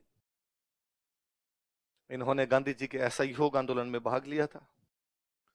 He participated in non cooperation movement of Gandhi ji. Gandhi ji के असहयोग आंदोलन में भाग लिया था। He participated in non cooperation movement of Gandhi ji. Gandhi ji के असहयोग आंदोलन में भाग लिया था। अच्छा, गांधी जी कौन सी पार्टी में थे? कांग्रेस। तो अर्जुन लाल जी कहा आप भी अच्छे नेता, आप भी कांग्रेस ज्वाइन कर लो। तो अर्जुन लाल जी ने कांग्रेस ज्वाइन कर लिया, और कांग्रेस ज्वाइन करते बड़े नेता थे, तो राजस्थान और मध्य प्रदेश के अध्यक्ष बने। कहां के अध्यक्ष बने? अपने दोनों को एक साथ बोलते थे, अपने को बोलते राजपूताना, मध्य प्रदेश को बोलते मध्य भारत। तो राजपूताना मध्य भारत समान पढ़ते हैं, वैसे राजपूताना मध्य भारत की कांग्रेस भी होती। तो राजपूताना और मध्य भारत की कांग्रेस का अध्यक्ष किसको बनाया गया? अर्जुन लाल सेठ। लिख लो, इन्हें राजपूताना एवं मध्य भारत में कांग्रेस का अध्यक्ष बनाया गया था। He was appointed as president of Congress in Rajputana and Central India. इन्हें राजपूताना व मध्य भारत में कांग्रेस का अध्यक्ष बनाया गया था। He was appointed as president of Congress in Rajputana and Central India. इन्हें राजपूताना व मध्य भारत में कांग्रेस का अध्यक्ष बनाया गया था। He was appointed. He was appointed as president of Congress in Rajputana and Central India. लेकिन धीरे धीरे अर्जुन लाल जी की समझ में आया कि गांधी जी वाले तरीकों से भी आजादी तो नहीं है, क्योंकि गांधी जी ने 1920 में कहा कि 1 साल दो, मैं तुम्हें आजादी दूंगा। जनता ने 2.25 साल दिए। कितने साल दिए? आजादी छोड़ो, आजादी नाम की चिड़िया नजर नहीं आई। तो जनता की समझ में आ गया कि इस तरीके से भी आजादी मिलने वाली तो इन्होंने पॉलिटिक्स ही छोड़ दी। रहने दो, दूर तुम्हारे पीछे। लिखो, कालांतर में इन्होंने सक्रिय राजनीति से संन्यास ले लिया था। Letter on he left active politics. कालांतर में इन्होंने सक्रिय राजनीति से संन्यास ले लिया था। Letter on he left active politics. इन्होंने सक्रिय राजनीति से संन्यास ले लिया था। ही left active politics. Gandhi ji को पता चला कि अर्जुन लाल जी ने क्या छोड़ दी? पॉलिटिक्स। अर्जुन लाल जी उन दिनों अजमेर रहते थे। कहां रहते? अंग्रेजों के खिलाफ आंदोलन कहां से किया जा सकता है? अजमेर से। तो गांधी जी इनसे मिलने के लिए अजमेर आए, मनाने के लिए। अरे अर्जुन लाल जी, आप पॉलिटिक्स वापस ज्वाइन करो।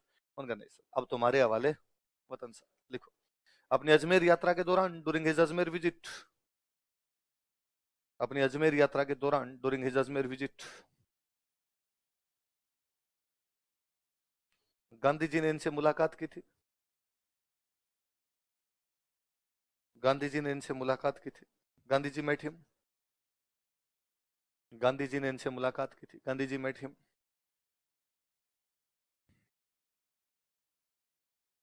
गांधी जी ने इनसे मुलाकात की थी। Gandhi ji met him. एक और कांड यदि आपको थोड़ा बहुत याद हो तो, काकोरी। नाम सुना है कोई? Kakori train action.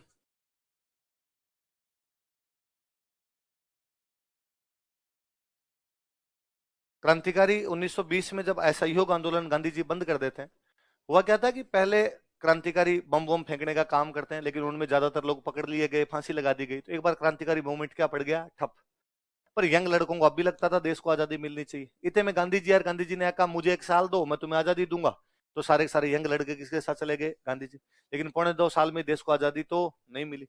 तो उन लड़कों को वापस लगा कि गांधी जी वाले तरीके से भी आजादी तो मिलेगी नहीं, एक बार फिर वही तरीका अपनाएंगे, बम फेंको। पर वही है, बम फेंकने के लिए, क्रांतिकारी गतिविधियां करने के लिए आपके पास क्या होना चाहिए? पैसे।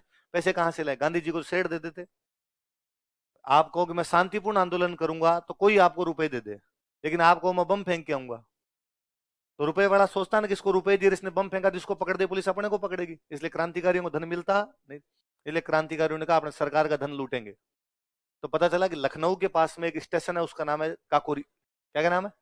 वहां से एक ट्रेन निकलती और उस ट्रेन के अंदर सरकार का धन जाता है। क्यों ना अपने सरकार का धन लूट ले। और इन क्रांतिकारियों ने वहां पे सरकार का धन लूट लिया। हालांकि रुपए पांतिया 1850 रुपए कितने मिले ट्रेन में? 1850। पर इन्होंने अटेम्प्ट तो कर ही लिया था। उसमें कई लोग पकड़े गए, उनको फांसी हुई। तो उसमें 4 लोगों को फांसी हुई थी। 3 लोग तो थे, राम प्रसाद बिस्मिल, रोशन सिंह, राजेंद्र लाहिड़ी। नाम बोलो देखे। राम प्रसाद बिस्मिल, रोशन सिंह, राजेंद्र लाहिड़ी। क्या नाम बताओ? राम प्रसाद बिस्मिल, जिनके बारे में कभी आपने सुना होगा कि सरफरोशी की तमन्ना भी हमारे दिल में है, देखना है जोर कितना बाजू एक का दिल में। वो राम प्रसाद बिस्मिल, रोशन सिंह और Rajendra Lahiri. R R R, triple R. कौन कौन थे? राम प्रसाद बिस्मिल, रोशन सिंह, राजेंद्र लाहिड़ी। एक और बंदे थे इसमें, अशफाकुल्ला खान। कौन थे? अशफाकुल्ला खान कई दिन गिरफ्तार नहीं हुए। अशफाकुल्ला खान फरार चले थे। अशफाकुल्ला खान फरार चले तो यहाँ जयपुर आ गए। कहां पर आ गए? अर्जुन लाल जी ने अपने घर पे रखा था। अर्जुन लाल जी ने कहा यहाँ रह जाओ आप। तो कोई पूछेगा कि काकोरी ट्रेन एक्शन के कौन से एक क्रांतिकारी को अर्जुन लाल जी ने शरण दी थी? तो किसको शरण दी थी? अशफाकुल्ला खान। याद रहेगी बात? लिख लो। इन्होंने अशफाकुल्ला खान को जयपुर में शरण दी थी। He gave shelter to Ashfaqulla Khan in Jaipur. इन्होंने अशफाकुल्ला खान को जयपुर में शरण दी थी। He gave shelter to Ashfaqulla Khan in Jaipur.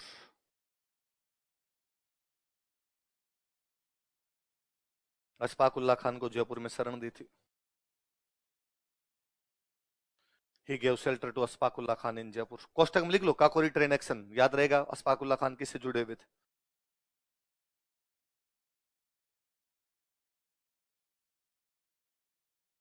किससे जुड़े हुए अशफाकुल्ला खान? बताओ देखिए। Kakori train action.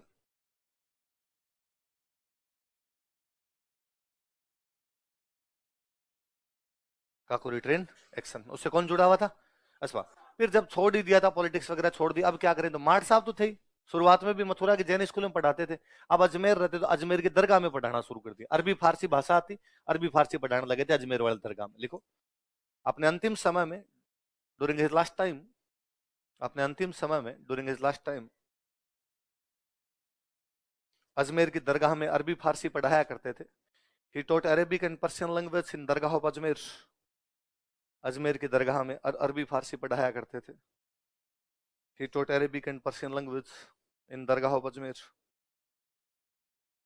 अजमेर की दरगाह में अरबी फारसी पढ़ाया करते थे। He taught Arabic and Persian language in Dargah of Ajmer. Ajmer की दरगाह में अरबी फारसी पढ़ाया करते थे। He taught Arabic and Persian language in Dargah of Ajmer. Ajmer की दरगाह में क्या पढ़ाते थे? अरबी और फारसी पढ़ाया करते थे। जब मरे तब लोगों को यह भी नहीं पता था कि हिंदू है या मुसलमान। तो लोगों को लगा दरगाह में पढ़ा रहे हैं तो मुसलमान ही होंगे, तो दफना दिए। लिखो। मृत्यु के बाद इन्हें दफनाया गया था। After death he was breed. मृत्यु के बाद इन्हें दफनाया गया था। After death he was breed.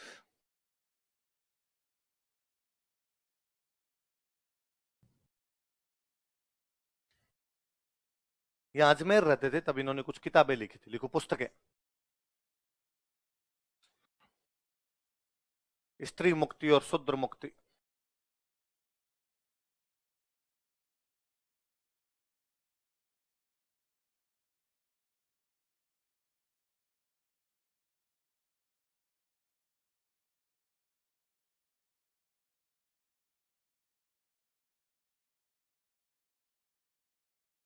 कौन सी किताबें बताओ देखे?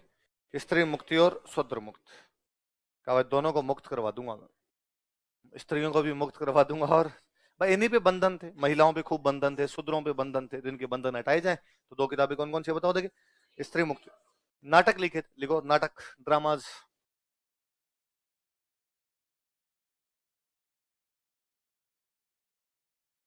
नाटक लिखे थे महेंद्र कुमार।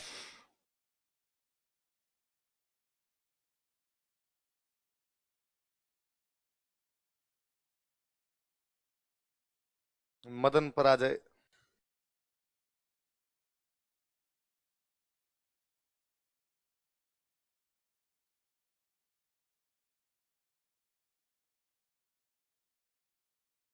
पार्श्व यज्ञ।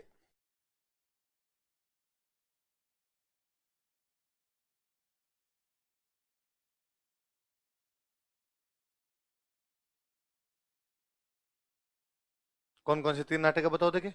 महेंद्र कुमार मदन पराजय पार्श्व यज्ञ। दोबारा बताओ नाम एक बार। महेंद्र कुमार मदन पराजय पार्श्व। 2 बुक कौन कौन सी लिखी थी? शरण किसको दी थी? अशफाक उल्लाह। जब पॉलिटिक्स छोड़ी तो मिलने के लिए कौन आए थे? गांधी जी। अध्यक्ष, कांग्रेस के अध्यक्ष कहां कहां के बनाए गए थे? राजपूताना और मध्य भारत। गांधी जी के कौन से आंदोलन में भाग लिया था? पहले जेल में बंद थे तो जेल में क्या की थी इन्होंने? भूख हड़ताल। कौन सी जेल में बंद थे? वेलूर। कौन सी में? वेलूर। कौन से हत्याकांड में गिरफ्तार हुए थे? निमेज। कौन से में? कौन से बम कांड से जुड़े हुए थे? दिल्ली। कौन से? दिल्ली। कौन सा विद्यालय स्थापित कर रखा था? वर्धमान। कौन सा? वर्धमान। कौन सी प्रचारक समिति बनाई थी? जैन शिक्षा। जैनों के स्कूल में कहां पढ़ाते थे पहले? मथुरा। कहां पढ़ाते? मथुरा। कौन से राजा इनको प्रधानमंत्री बनाना चाहते थे? पहले ये कहां के सामंत के दीवान हुआ करते थे? चौमू के सामंत कौन थे? उनके सचिव के रूप में काम किया था। कौन से कॉलेज से ग्रेजुएशन किया था? कहां के रहने वाले थे? जयपुर। याद रहेगी बात? अगले लिखो। केसरी सिंह बारट।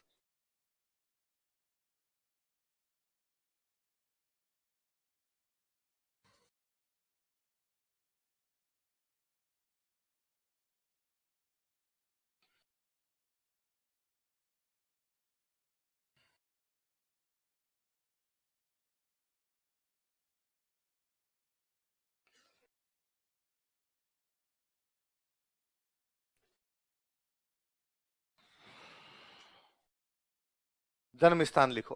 देरावरपुरा खेड़ा। अपने एक शाहपुरा रियासत पढ़ रहे हैं तो उस टाइम के हिसाब से रियासत तो कौन सी थी? शाहपुरा। और आज के हिसाब से डिस्ट्रिक्ट देखो तो कौन सा हो जाएगा? भीलवाड़ा। तो दोनों लिख लो अपने, शाहपुरा भीलवाड़ा।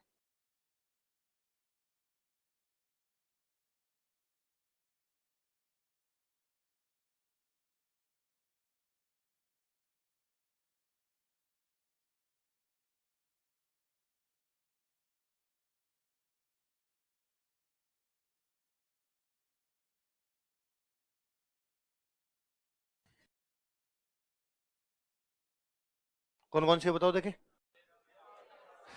देरावरपुरा खेड़ा लिखना, पूरा लिखना। देरावरपुरा खेड़ा।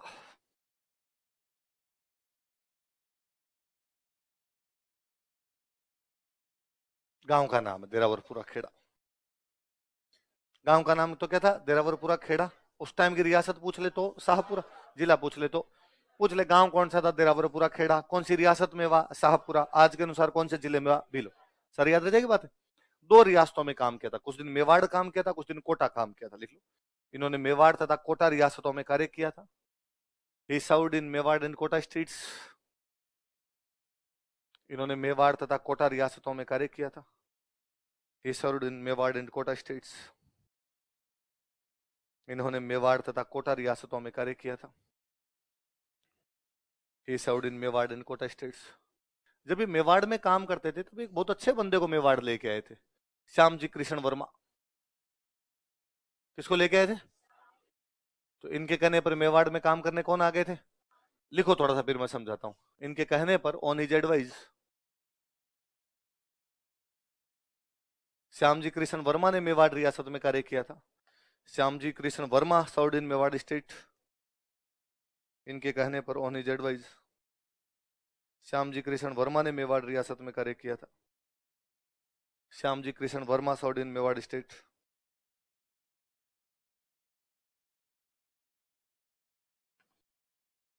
श्यामजी कृष्ण वर्मा ने मेवाड़ रियासत में कार्य किया था। Shyamji Krishna Verma served in Mewar state. सुनना देखो। श्यामजी कृष्ण वर्मा अपने गुजराती बंदे थे बड़े इंटेलिजेंट पढ़े लिखे आदमी थे। कई दिन अपने बड़ौदा रियासत में काम किया। कहाँ काम किया? बड़ौदा में काम करके कुछ दिन अपने उदयपुर काम किया, मेवाड़ काम किया। फिर फाइनली लगा कि यार अंग्रेज यहाँ पार पढ़ने नहीं देंगे, अंग्रेज थोड़े तंगी कर रहे थे, तो यहाँ से चले गए लंदन। कहाँ चले गए? और बंदा एक अलग लेवल पे सोच रहा है। बंदा कह रहा है कि भाई भारत पे राज किसका है? अंग्रेजों का। भारत में हम आंदोलन करते हैं तो अंग्रेजों की सरकार तक बात ही नहीं पहुंचती। भाई जब तक लंदन में बैठे हुए ब्रिटेन के राजा अगर ब्रिटेन के प्रधानमंत्री तक बात नहीं पहुंचेगी तब तक अपने को आजादी मिलेगी नहीं। तो क्यों ना अपने लंदन जाके आंदोलन करें। तो बंदा लंदन शिफ्ट हो जाता है। लंदन में अब लंदन में जाकर लोगों को जोड़े कैसे? तो वहां एक संगठन बनाया, इंडियन होम रूल सोसाइटी। क्या बनाया था? Indian home rule society. 1905 में इंडियन होम रूल सोसाइटी बनाते। कहां पे? इंडिया को होम में रूल करने का अधिकार दो। इंडिया को होम में रूल करने का अधिकार, मतलब इंडिया को घर में राज करने का अधिकार हो। इंडिया में राज इंडिया वाले करेंगे, इंडिया में राज अंग्रेज, ऐसा वो कहां मांग कर रहे हैं? कौन कर रहे हैं? कब बनाई इंडियन होम रूल सोसाइटी? 1905। कब बनाई? अब आया 6 और अब आया 7। 1907 आया। 1907 में 57 की क्रांति के 50 साल पूरे हो रहे थे। 57 क्रांति क्या हो रहे थे? गोल्डन जुबली मनाते हैं ये लंदन में। क्या मनाते हैं? 57 की क्रांति को यदि आज भी आप लोग पढ़ते हो, उसका पूरा क्रेडिट इस बंदे को है। इससे पहले तक 57 की क्रांति के बारे में अपने भारत में कोई बात ही नहीं करता था। ये कुछ लड़के थे जो वहां लंदन में बैठ के कह रहे थे कि यार 57 की क्रांति हमारे भारत की पहली लड़ाई है, पहली बार हम अंग्रेजों के खिलाफ कभी लड़े थे। तो वो कब लड़े थे? 1857। और इनके साथ में वहां पर एक लड़का था जिसका नाम था वीर सावरकर। क्या नाम था? और वीर सावरकर वहां बैठ के एक बुक लिख रहे थे, the first war of Indian independence. क्या बुक है बोलो देखे? भारतीय आजादी की पहली लड़ाई, भारत का पहला स्वतंत्रता संग्राम। ऐसा करने वाले बंदे कौन थे? कौन सी बुक लिख रहे हैं? First war of Indian independence. क्या नाम बुक का? लंदन में बैठ के बुक लिखी। अरे बुक इतनी क्रांतिकारी थी कि अंग्रेजों ने हाथों हाथ ब्लॉक किया, बुक बैन करो। ये बुक भारत नहीं जानी चाहिए, भारत में पढ़ेंगे लोगों में आजादी की भावना और आएगी, अपने खिलाफ लड़ेंगे। बैन कर दी जाए इस बुक। उस बुक को बैन कर दिया गया। पर जिन चीजों को बैन कर दिया जाता है वो ज्यादा बिकती है ना? गुजरात वालों ने दारू बैन की, गुजराती ज्यादा दारू पी रहे। बिहार वालों ने बैन कर रखी है, वहां ज्यादा बिक रही। इसलिए चीजों पर इस प्रकार के बैन लगने, क्या सिमरन झीले अपनी जिंदगी टाइप का फील होना चाहिए। किसी करना है तो करो और नहीं करना है तो उस बुक को जब बैन किया तो भारत में फिर भी पड़ेगी। पर भारत में लाए कैसे? लंदन से बुक यहाँ लाए कैसे? एक भी सामान आएगा जहाज में तो कस्टम वाले चेक करेंगे, कस्टम वाले चेक करेंगे, पता चलेगा बुक है तो पकड़ के जेल में डाल दिए जाओगे। लेकिन भारत में 2 बार वो बुक पब्लिश हुई। अपने वालों ने तरीका निकाला, ऊपर से कवर चेंज कर देते, बुक का कवर चेंज करते, ऊपर वाले 5-7 पन्ने चेंज करते, अंदर वही पन्ने लगाते, फिर इस बुक को यहाँ पे पब्लिश करते। अब कस्टम वाला बेचारा एक एक पन्ना तो पढ़ने से रहा, तो ऊपर ऊपर से देखता है अच्छा दूसरी बुक है, दूसरी बुक है। बुक्स खूब सारी भेजते, उनमें साथ में वो छिपा देते। 2 बार भारत में पब्लिश की गई। पहली बार भारत में उसको पब्लिश कर रहे थे भगत सिंह। कौन कर रहे थे? अगली बार उसको भारत में पब्लिश कर रहे थे सुभाष चंद्र बोस। कौन कर रहे थे? बुक किसकी? भारत में पब्लिश कौन कौन कर रहे हैं? भगत सिंह और सुभाष चंद्र। मुझे बड़ा अजीब लगता है कि कोई बंदा भगत सिंह की डीपी लगा के सावरकर को गालियां निकाल देता है। मुझे लगता है यार इस आदमी ने तो सावरकर को पढ़ा है ना भगत सिंह को पढ़ा है। भारत अनपढ़ों का देश है, बातें करा लो कितनी बिना पढ़े, है ना? पढ़ना कोई नहीं चाहता, इधर उधर से जो टप्पे मारे वो मार मूर लिए अपने। बाकी 57 की क्रांति के बारे में पहली बार बताने वाले ये लोग थे सारे के सारे। और एक क्या भयंकर कांड किया इन्होंने वहां पे। वहां अंग्रेजों का एक मंत्री होता जो भारत के मामले संभालता था, उसको बोलते भारत सचिव। क्या बोलते? उस भारत सचिव का एक सलाहकार था कर्जन वाइली। क्या नाम था? तो कर्जन वाइली पता रखता कि लंदन में कौन कौन लोग है जैसे काम कर रहे हैं, सरकार के खिलाफ काम कर रहे हैं। इन लड़कों को पता चला कि यार कर्जन वाइली बड़ा बुरा आदमी है, और ये अब इंडियंस को पकड़ पकड़ के यहाँ पे जेल में डाल देता है, इंडिया के खिलाफ काले काले कानून ये बनाता है। इन्होंने कर्जन वाइली को लंदन में सल्टा दिया था। मदन लाल धिंगड़ा। कौन मार देता है? और मदन लाल धिंगड़ा भयंकर भयंकर पैसे वाले परिवार का था। भाई सीधी सी बात है, लंदन पढ़ने गया तो पैसे वाला तो है। आप जयपुर आए हो, है ना? उसमें भी घर वाले दिन में 3 बार याद करवाते हैं, तू जयपुर है, महीने के 10,000 देते हैं तेरे को, देख लेना, बर्बाद मत करके जाना। आप घर वालों को कह दो कि मुझे लंदन जाना है, घर वाले के सुनाई नहीं दे रहा, आवाज नहीं आ रही, रेंज नहीं है यहाँ पे, है ना? या घर वाला दूसरे दिन कहेंगे वापस आ जा, तुम बेकी बेकी बातें करने लग गया है, इन बातों में कुछ भी रखा हुआ। यही कंडीशन है। तो आप देख लो 1905 में कोई लंदन पढ़ने के लिए जा रहे थे तो पैसे वाले तो थे ना सारे के सारे। मदन लाल धिंगड़ा भयंकर पैसे वाला था, मदन लाल धिंगड़ा सल्टा देता वहां, बोले मारा सरेआम क्लब के अंदर घुस के एकदम उसके कर्जन भाई लेके। तो इन लोगों ने खूब काम किया था वहां लंदन जाके। तो अब श्याम जी कृष्ण वर्मा देख लो, इतने बड़े आदमी है, ये अपने कौन सी रियासत में काम करके गए? मेवाड़। किसके कहने पे? केसरी सिंह बारट। किसके कहने पे? बड़ी बात है, समझ में आएगी बात है। 1903 की बात है। कब की बात है? भारत में एक अंग्रेजों का गवर्नर जनरल, उसका नाम है लॉर्ड कर्जन। क्या नाम है? ये आप याद करो, हमने पढ़ा था कि 57 की क्रांति के बाद अंग्रेजों ने राजाओं को सम्मानित करना शुरू कर दिया था, पढ़ा था हमने। तो 57 की क्रांति के बाद अंग्रेज लगाया करते दिल्ली दरबार। क्या लगाते? दिल्ली दरबार में सारे राजाओं को इकट्ठा करते, आ जाओ आ जाओ राजा जी सारे आ जाओ। सारे राजा जी बैठते, फिर एक एक होते, फलाना राजा हमारा लेफ्टिनेंट जनरल, फलाना राजा तू हमारी सेना का कर्नल। उपाधियां देते, खाली उपाधियां, काम कुछ नहीं करवाएंगे, खाली तुम्हारे नाम के आगे लगेगा राज बहादुर फलान जी फलान जी फलान जी लेफ्टिनेंट जनरल फलान जी, मोटी मोटी उपाधियां दे दिया करते। किसी कहते तू सितारे हिंद है, किसी कहते तू केसर हिंद है, तो राजा भी राजी, अंग्रेज भी राजी। 1903 में जब ये हो रहा था तब अपने मेवाड़ के राणा थे फतेह सिंह। मेवाड़ के राणा कौन थे? तो फतेह सिंह जी के पास भी मैसेज आया कि भाई लॉर्ड कर्जन दिल्ली में दरबार लगा रहा है और आपको आना। फतेह सिंह जी ने कहा ठीक है भाई चलेंगे। ये एक दूसरे राजा को अपने बहुत बुरा लगा। अपने अलवर के राजा थे जयसिंह, क्या नाम था? मैंने दिन कहा था, आपको बताई थी बातें कि जयसिंह के अंग्रेजों के आपस में बनती। जयसिंह वो राजा है जिसने अंग्रेजों की गाड़ी रोल्स रॉयस के आगे झाड़ू लटका दिए थे। अंग्रेजों की कंपनी थी एक रोल्स रॉयस। कौन सी कंपनी थी? लंदन गए हुए थे जयसिंह जी, रोल्स रॉयस कंपनी में एक दिन लेने। जयसिंह वो पहले आदमी जिन्होंने खादी के कपड़े पहनने शुरू किए। राजा थे, उन्होंने कहा खादी पहनेंगे। गांधी जी ने तो बाद में आए रहे, 20-30 साल बाद में आए थे। उससे पहले जयसिंह ये सब कांड कर चुके थे, तो तब खादी के कपड़े पहना करते। तो खादी के कपड़े पहनकर रोल्स रॉयस कंपनी के उसमें गए, शोरूम में गए और उनको जाके कहा कि मुझे रोल्स रॉयस लेने। उन्होंने यो देखा कपड़े उपड़े देख के, रोल्स रॉयस बहुत महंगी आती थी, बड़े बड़े राजा महाराजाओं को देते, लिमिटेड गाड़ियां बनाते, वो जाके राजाओं के पास डिलीवरी दे के आया करते। तो उनका सर गलत घुस गए आप, गलत जगह आके, आपकी पार यहाँ पे पड़ेगी और आप प्लीज यहाँ से बाहर निकलो और आगे कोई दूसरी सस्ती दुकान देखो, उस सस्ती दुकान से जाके आप गाड़ी ले लो। जैसे इनका मतलब मैं राजा हूं। अगले आदमी ने कहा शक्ल कांच भी उधर है, उधर भी देख सकते हो आप एक बार थोड़ा सा। राधा जयसिंह को बड़ा गुस्सा आया। राधा जयसिंह ने कहा कितनी गाड़ियां खड़ी है? 6 खड़ी। उसने कहा पैक कर। 6 की 6 गाड़ियां की पैक, अलवर लागे नगर निगम में लगाई। गाड़ी वाला आया, जरा कचरा निकाल। आगे झाड़ू लटके हुए दो, नगर निगम में घूमती रोल्स रॉयस। अब बेचारे रोल्स रॉयस कंपनी की इतनी बेइज्जती हुई कि रोल्स रॉयस कंपनी वाले जाके किसी राजा को देखो साहब नया आया है हमारा एकदम, और अब नई गाड़ी आई है, आप लीजिए, ये फीचर है। वो सामने वाला मुस्कुरा कर गया। वो जो अलवर के नगर निगम के अंदर कचरा उठाती है।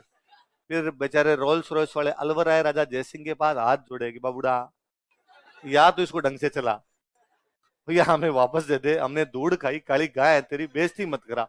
तो राजा जयसिंह ने उनको गाड़ियां वापस दी। वो एक गाड़ी फ्री में दे के गए राजा जयसिंह को। ये हालत कर दी थी राजा जयसिंह ने।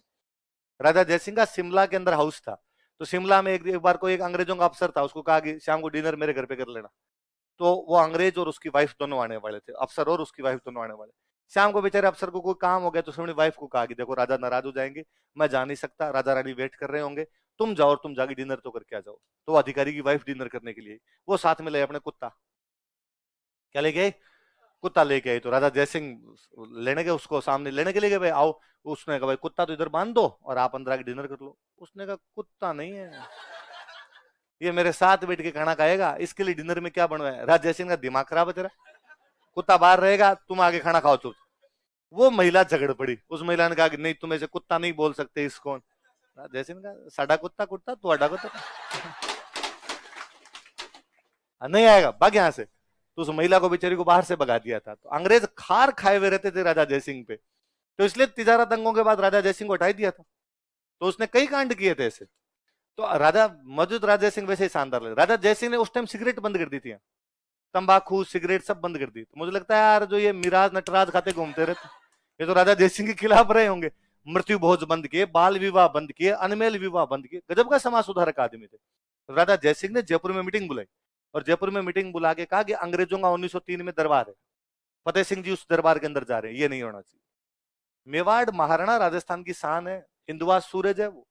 और जब कभी दिल्ली में मुगलों का तुर्कों का राज था, वो तलवारें ले लेके लाख लाख की सेना लेके मेवाड़ पे हमला करने के लिए आए और केवल मेवाड़ के राणा को एक बात कही, तू केवल इतना कह दे कि मैं तुमसे संधि करने के लिए तैयार हूं, हम तेरा कुछ भी नहीं करेंगे। पर मेवाड़ के राणा ने कहा कि पहाड़ पहाड़ भटक लेंगे, युद्ध करने उतने युद्ध कर लेंगे, मर जाएंगे, लेकिन तुमसे संधि तो, तुम्हारी अधीनता तो स्वीकार नहीं, तुम्हारे दिल्ली तो कभी दरबार के अंदर आके खड़े नहीं। और फाइनली 1615 में जब अमर सिंह ने संधि भी की जहांगीर से, तो उसने लिखवाया कि लिखो तुम्हारे दरबार में हमारा राजा कभी नहीं आएगा, हम हमारा बंदा भेज देंगे, राजकुमार को किसी को भेज देंगे, पर राजा तुम्हारे दरबार में कभी भी नहीं। फाइनली बेचारे मुगलों को ही लगा गया पार तो पड़ेगी। उन्होंने कहा ठीक है किसी को भेज देना, तुम संधि तो करो, दिल्ली दिल्ली की लड़ाइयां तो समाप्त करो। साहब जब मुगलों ने तर्कों ने तलवारों से डराया तो भी कभी मेवाड़ वाले दिल्ली के दरबार में जाके खड़े नहीं। अब तो यार अंग्रेजों का राज, तलवारों का काम ही नहीं। खाली एक लेटर आया था फतेह सिंह जी के पास कि आप दिल्ली आओ, और फतेह सिंह जी तैयार हो गए। फतेह सिंह जी को नहीं जाना चाहिए, मेवाड़ वालों को इसके अंदर भागे। पर राणा को जाके कौन के, राजा राजा होता, राजा को कहने वाला कौन हो। तब कवि आए सामने, केसरी सिंह बारट। कौन है? जहां ना पहुंचे रवि, ना पहुंचे कवि को कहा, कवि राज तुम कुछ करो ताकि राजा जाने से रुक पाए। उनका साहब पक्का। और कवि ने 13 दोहे लिख के भेजे। कितने दोहे लिख के भेजे? 13 दोहे लिख के भेजे। और एक एक दोहा यूं चेतावनी देता हुआ दोहा था कि घण घलिया घमसान रणा सदा रयो निडर, को देखता फरमान हलचल किम फतमल हुए। घण घलिया घमसान, घमसान मतलब घमासान युद्ध। घण मतलब घना, घना मतलब क्या होता है? ज्यादा। घण घलिया, घलना मतलब होना। बहुत बड़े बड़े घमासान युद्ध हुए। रणा सदा रयो निडर, लेकिन रणा उनमें क्या बने रहे? उन युद्धों में भी मेवाड़ के रणा कभी भी डरे। देखता फरमान, फरमान मतलब आदेश। एक आदेश को देखती हलचल किम फतमल हुए। हे फतेह सिंह, तेरे पैरों में हलचल मच गई। कभी तुम्हारे बाप दादे तलवारों से नहीं डरे, तू एक कागज को पढ़ के भागा भागा दिल्ली जा रहा है। कहते उदयपुर से ट्रेन रवाना हुई, चित्तौड़गढ़ के आसपास उनको 13 दोहों वाला पर्चा पकड़ाया गया। और दोहे पढ़ते फतेह सिंह जी के बाल बाल खड़े हुए। और फतेह सिंह जी का चैन खिंचो रहे, दिल्ली नहीं जा रहे अपने। क्यों नहीं जा रहे? नहीं साहब, अब अपना जी नहीं करता, दिल्ली दरबार में भाग नहीं लेंगे। कोई मंत्री साथ में, जिन्होंने कहा सर यहाँ मत रुको, दिल्ली तो चलते हैं। दिल्ली जाएंगे लेकिन दरबार में भागे। इससे क्या होगा कि सर यहीं रुक जाएंगे ना तो अंग्रेज कह देंगे राजा बीमार हो गए इसलिए नहीं आए। वरना अपने कहेंगे बीमार नहीं थे, हम सही थे। और हम दिल्ली दरबार के दिन दिल्ली में ही थे, लेकिन उसके बावजूद इनके दरबार में अंग्रेजों की डबल बेइज्जती है। तो अपने दिल्ली करेंगे क्या? शॉपिंग। लिखो 1903 ईस्वी में, in 1903 AD, governor general Lord Curzon ने, जी Lord Curzon, governor general Lord Curzon ने, जी Lord Curzon, governor general Lord Curzon ने दिल्ली दरबार का आयोजन किया था। कंडक्टेड दिल्ली दरबार या दिल्ली कोर्ट, दिल्ली दरबार का आयोजन किया था। कंडक्टेड दिल्ली कोर्ट या ऑर्गेनाइज्ड दिल्ली कोर्ट, दिल्ली दरबार का आयोजन किया था।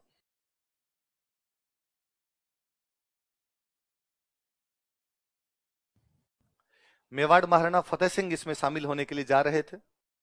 Mewar Maharana Fateh Singh was going to join it. Mewar Maharana Fateh Singh इसमें शामिल होने के लिए जा रहे थे। Mewar Maharana Fateh Singh was going to join it. Mewar Maharana Fateh Singh इसमें शामिल होने के लिए जा रहे थे। Mewar Maharana Fateh Singh was going to join it. Fateh Singh इसमें शामिल होने के लिए जा रहे थे। लाइन चेंज करके लिखो। इस समय दिस टाइम, इस समय दिस टाइम केसरी सिंह बारट ने उन्हें 13 दोहे लिखकर भेजे थे। Kesari Singh Barhath sent him 13 couplets.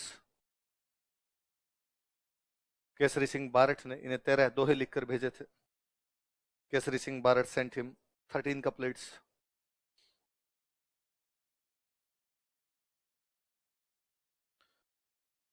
Kesari Singh Barhath ने इन्हें 13 दोहे लिखकर भेजे थे। Kesari Singh Barhath sent him 13 couplets, जिन्हें चेतावनीरा चुंगटिया कहा जाता है। आप लिखो, मैं समझा दूंगा। विचार कोल्ड चेतावनीरा चुंगटिया, जिन्हें चेतावनीरा चुंगटिया कहा जाता है। विचार कोल्ड चेतावनीरा चुंगटिया,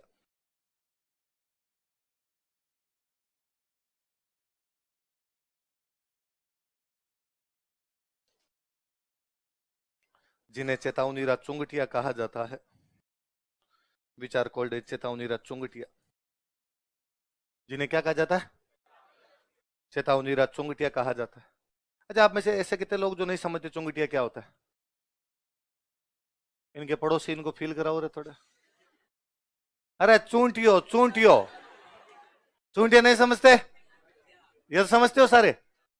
छोटी क्लासों में जब पढ़ते थे तो मार साहब डंडे मारते, कोई डर नहीं लगता, मार लो, कितने मारना है ना। कई बार तो मार साहब की आंखों में देखते रहते। मार साहब और कहते आइज डाउन बनना, और मार ला और मार। पर कई मार साहब जोरदार थे, वो कहीं डंडे मारूंगा ही नहीं। फिर वो कई दूसरे थे, वो कहते कि भाई मुर्गे बन जाओ, मुर्गे बना लो, क्या फर्क पड़ता, कौन से अंडे दे रहे हैं तो यहाँ मुर्गे बने रहते खूब सारे। कई मार था तो भाई साहब इधर से पकड़ के यूं खींच दिया करते। ऊपर से नीचे तक तन बदन में आग लगती थी। डंडे मार लो, मुर्गे बना लो, पर चूंटिए या वो पेन फंसा के, अरे वैसा बचपन कितना यूं। मैं जब अब कई बार देखता हूं कि आजकल है कि टीचर ने बच्चे को कुछ कहा, स्कूल वाले घर गए और पुलिस में केस करवाया। मैं कहता यार, ये ऐसे पुलिस केस की आजादी हमारे पास होती तो हमारे सारे टीचर उम्र कैद भुगतते, है ना। एक ही बार नहीं आ पाता, सबको जेल भिजवा देते अपने। पर यार हमारे पास इस प्रकार की लग्जरी नहीं। तो चूंटिया भरने से जो दर्द होता है ना, वैसा वैसा दर्द इनमें था, इन 13 दोहों में था। एक एक दोहे को पढ़ने के बाद यूं लग रहा था जो आग लग जाएगी अंदर, चेतावनी थी उनके अंदर। इसलिए क्या कहा जाता है इनको, लिखो, इन्हें पढ़ने के बाद आफ्टर रीड देम, इन्हें पढ़ने के बाद आफ्टर रीड देम। फतेह सिंह ने दिल्ली दरबार में भाग नहीं लिया था। फतेह सिंह ने दिल्ली दरबार में भाग नहीं लिया था। Fateh Singh did not join Delhi court. Fateh Singh ने दिल्ली दरबार में भाग नहीं लिया था। Fateh Singh did not join Delhi court. Fateh Singh ने दिल्ली दरबार में भाग नहीं लिया था। Did not join Delhi court. बाद में यहां से कोटा चले गए थे। कोटा वालों ने उनको बड़े एक अच्छे सब्जेक्ट पे काम करने के लिए लगा दिया। कोटा वालों ने उनको एक सब्जेक्ट संभलवा दिया, इथनोग्राफी सब्जेक्ट, एथनोग्राफी नाम करके एक सब्जेक्ट। उनको सुपरिटेंडेंट बनाया गया उस सब्जेक्ट में। सुनना, देखो मैं बताता हूं।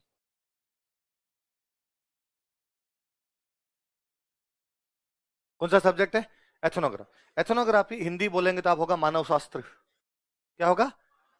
ये मनुष्य की उत्पत्ति कैसे हुई थी, कैसे अलग अलग वर्ण बने, कैसे नस्लों का विकास हुआ, ये जो वाला जो सब्जेक्ट था, इस सब्जेक्ट को क्या बोलते हैं? कोटा वालों ने इसको इनको इसका क्या बना दिया? सुपरिटेंडेंट। सुपरिटेंडेंट समझ गए? अधीक्षक, मानव शास्त्र का अधीक्षक बना दिया। लिख लो,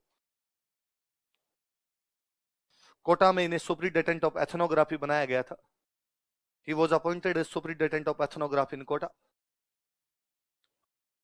कोटा में इन्हें सुपरिटेंडेंट ऑफ एथनोग्राफी बनाया गया था।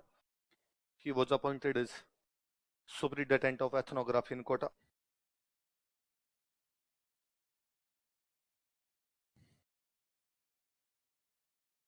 कोटा में इन्हें सुपरिटेंडेंट ऑफ एथनोग्राफी बनाया गया था।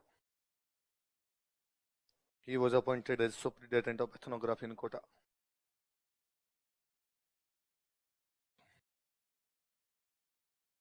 कोटा में क्या बनाया गया था इनको? Superintendent of ethno. पर इन्होंने कहा एथनोग्राफी पे काम करते रहेंगे, पहले अपने क्रांति करनी है। तो क्रांति के लिए क्या चाहिए अपने को? पैसे। पैसे कहां से आए? तो पता चला कि यार जोधपुर के अंदर एक महंत जी थे, उनका नाम था महंत प्यारेलाल। क्या नाम था? कहां के महंत जी है? जोधपुर। क्या नाम है? महंत प्यारेलाल भगत आदमी थे, रामसनेही संप्रदाय के साधु थे, लेकिन साथ में एक काम और करते थे, रिश्ते करवाते। क्या काम करते? बिचौलिए थे, रिश्ते करवाने का काम करते। तो इन्होंने, और इनको पता चला कि महंत प्यारेलाल के पास धन है, तो महंत प्यारेलाल का धन लूटा जाए। कैसे लूटे? तो महंत प्यारेलाल को समाचार भेजा कि महंत प्यारेलाल जी, क्या छोटे मोटे रिश्ते करवाते हो? किसी गांव में गए, कोई किसी ने कहा साहब हमारा लड़का लड़की देख के बताओ, कोई दूसरे गांव में लड़की थी उससे रिश्ता करवा दिया। इधर से कोई अंगूठी दे देता, कोई चेन दे देता, छोटे मोटे मिल जाते। खड़ा हो रहा है, कराऊं तेरा रिश्ता? अभी बना रहा है वीडियो, बना ढंग से बना, खड़ा हो गया। पढ़ाई पे तो ध्यान देता नहीं है। चलो कईयों तो मुझे लगता है 94,000 इसलिए दिए। तू यार एक काम कर, मैंने उस दिन ही कहा था, तू ये कोचिंग वालों को मत दे, तू मेरे को दे दे डायरेक्ट, मैं तेरे घर पे आ जाता हूँ एक दिन, वीडियो बना फिर खूब सारे। है मेरा क्या है? मुझे लगा भगवान जाने ऐसा कौन सा वीडियो आ गया है। आज की वीडियो 10 मिनट बाद ही आ जाती है, पर तू यूं ऐसे तरीके से क्यों बता रहेगा आपका वो भी आ गया। वो एक बार मुझे कोई स्टूडेंट ने एक ने फोन किया, स्टूडेंट नहीं मतलब यूं कोई रैंडम बंदा, राजवीर सर बोल रहे हो? मुझे सर नमस्ते। नमस्ते नमस्ते। अरे सर, मजा आ जाता है देख के।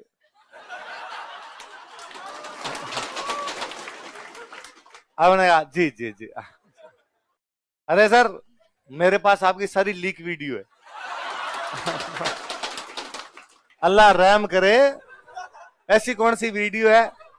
फिर पता चला स्प्रिंग बोर्ड का ऐप हैक हो गया, तो वहां से वीडियो लीक हो गए तो वो है। मुझे लगा यार ये कौन से ले आया, ऐसे तेरे पास कौन से आ गए। यार ऐसे ही हूं, इस वे में बात नहीं कर। डरा दिया तूने। हाँ, दो, एक वाला कांड दो बार कैसे? कौन सा कांड है? C4 बेच चल रहा, उसके 700 वीडियो बाहर आ गए लीक। चाय की दुकानों पे मिलते हैं। हाँ, क्या केसरी सिंह बारट पे वापस आ जाऊं? सॉरी शक्तिमान। उसको गुस्सा है, क्या है, क्या फर्जी फर्जी बातें कर रहा हूं? पढ़ो चुपचाप, इधर देखो। हाँ, उसकी गलती थी, मेरी गलती नहीं थी। आगे से ध्यान रखूंगा मैं। चलो, क्या लिखवाए थे? हाँ, प्यारेलाल जी, प्यारेलाल जी का, प्यारेलाल जी क्या छोटे मोटे रिश्ते करवाते रहते हो, कोई मोटा रिश्ता करवाओ थोड़ा। और आप कोटा हो, हम कोटा की राजकुमारी का रिश्ता जोधपुर के राजकुमार से करवाते हैं। बड़ा रिश्ता होगा तो बड़ा धनवन मिलेगा, नाम होगा कि साहब मयंक प्यारेलाल जी ने कोटा का जोधपुर वालों से रिश्ता करवाया। रजवाड़ों में आपकी जानकारी होगी, प्यारेलाल जी इस चक्कर में कोटा आ गए। इन्होंने प्यारेलाल जी को सल्टा दिया। हालांकि प्यारेलाल जी के पास धन नहीं मिला कुछ ही, संदूक खाली खाली मिली, पर वो मार गए। प्यारेलाल जी को मारने के बाद पता और नहीं चला कौन मार गए। किसी और कांड के अंदर कोई बंदा गिरफ्तार हुआ, कोई बंदा गिरफ्तार हुआ तो उसके पास में एक लेटर मिला। उस लेटर पे लिखा हुआ था कि चंबल में मछलियों को टाइम टू टाइम आटा देना है। क्या लिखा था? चंबल में मछलियों को समय समय पर आटा देना। तो पुलिस वालों से डंडे मारे कि चंबल में आटा क्यों डालते हो और तुम? तो पहले तो उसने कहा यूं ही पुण्य कमाते हम तो डालते। थप्पड़ मारे, टाइम टू टाइम देना इसका मतलब क्या है? तो उसने कहा वो महंत प्यारेलाल की लाश है ना, वो काट काट के थोड़े थोड़े दिनों में चंबल में फेंकते हैं। उसको किसने मारा? तो उसने नाम बताया, जब पलाण जी पलाण जी पलाण जी थे, उसमें केसरी सिंह बारट का नाम आया तो ये गए बाद में। लिखो, 1912 ईस्वी के कोटा के महंत प्यारेलाल हत्याकांड में इन्हें गिरफ्तार कर लिया गया। He was arrested in Mahant Pyarelal murder case of Kota of 1912 AD. 1912 ईस्वी के कोटा के महंत प्यारेलाल हत्याकांड में इन्हें गिरफ्तार कर लिया गया। He was arrested in Mahant Pyarelal murder case of Kota in 1912 AD. 1912 ईस्वी के महंत प्यारेलाल हत्याकांड में इन्हें गिरफ्तार कर लिया गया।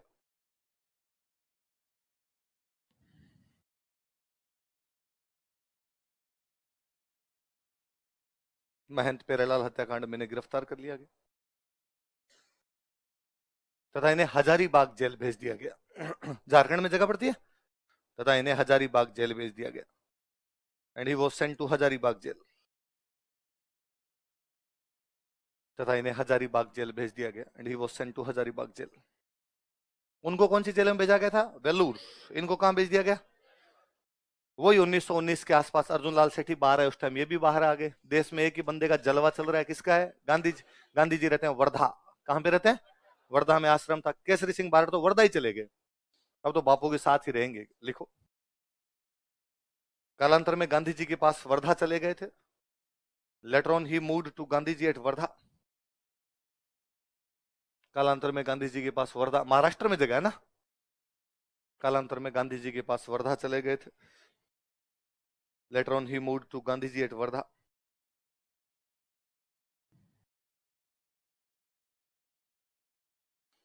हालांकि फिर समझ में आ गया था कि वहां कोई मतलब है नहीं गांधी जी के पास भी, इसलिए छोड़ के बाद में कोटा आ गए थे, यहाँ बैठे बैठे किताबें लिखते थे। ये जो महंत प्यारेलाल हत्याकांड था, इसमें इनके साथ 3 लोग और गिरफ्तार किए गए थे। लिख ले नीचे, यहीं पे नाम लिख ले, नीचे लिखो, महंत प्यारेलाल हत्याकांड के अन्य आरोपी। Other accused of Mahant Pyarelal murder case. Mahant Pyarelal हत्याकांड के अन्य आरोपी। Other accused of Mahant Pyarelal murder case.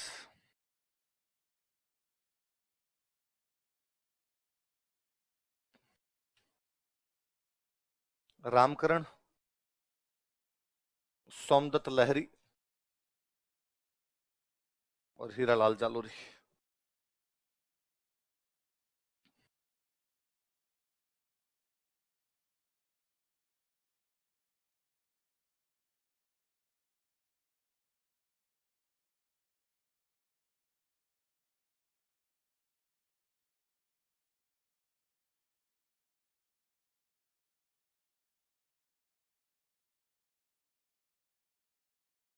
कौन कौन है बताओ देखे? रामकरण, सोमदत्त, लहरी और हीरा कौन से हत्याकांड में? एक केसरी सिंह जी है, बाकी ये लोग इनके साथ में और थे, है ना।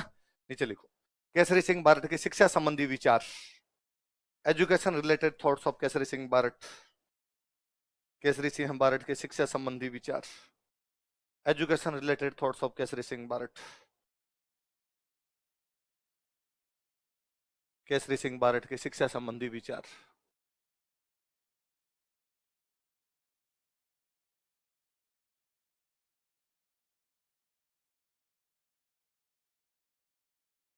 इधर देख लो थोड़ा सा, फिर एक साथ में लिखवा दूंगा। केसरी सिंह बारट जानते थे कि क्रांति के लिए राजाओं का साथ आना जरूरी है, या राजा कम से कम फेवर में होने चाहिए, क्योंकि ये वो समय था जब कहते थे यथा राजा, जैसे राजा होगी वैसे क्या हो जाएंगे प्रजा।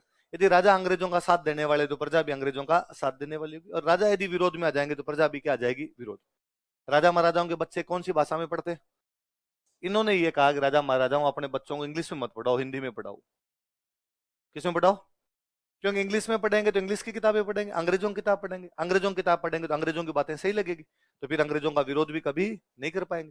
इसके अपेक्षा हिंदी में पढ़ेंगे तो राष्ट्र प्रेम जागेगा, तो अंग्रेजों की खिलाफत भी कर पाएंगे। राजा महाराजाओं के बच्चे कौन से कॉलेज में पढ़ते? इन्होंने कहा भाई मेयो कॉलेज में मत पढ़ो, ये मेयो कॉलेज में अंग्रेजों के टीचर आते हैं, वो इनके दिमाग में दूसरी बातें भरते रहते हैं जो अंग्रेजों के फेवर में होती है। इससे अच्छा है तुम अपना कॉलेज बना लो, क्षत्रिय और सारे के सारे, इसलिए तुम्हारा कॉलेज बना लिया जाए क्षत्रिय कॉलेज। कौन सा बना लिया जाए?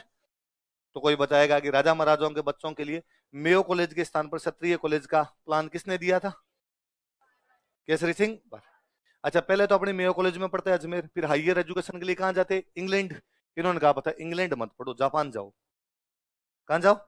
क्योंकि उन दिनों अपने एशिया में राष्ट्र प्रेम की भावना यदि किसी देश में ज्यादा थी तो वो देश कौन सा था? तो तीन बातें की, इंग्लिश में नहीं पढ़ना, मेयो कॉलेज में नहीं पढ़ना, हायर एजुकेशन के लिए इंग्लैंड नहीं जाना। पूरी पूरी लाइनें लिखवाऊंगा, ऐसे लिख लोगे, समझ में आ जाएगा। अंग्रेजी की जगह हिंदी, मेयो कॉलेज की जगह क्षत्रिय कॉलेज, इंग्लैंड की जगह जापान। उतार लो, बाकी कल पढ़ेंगे।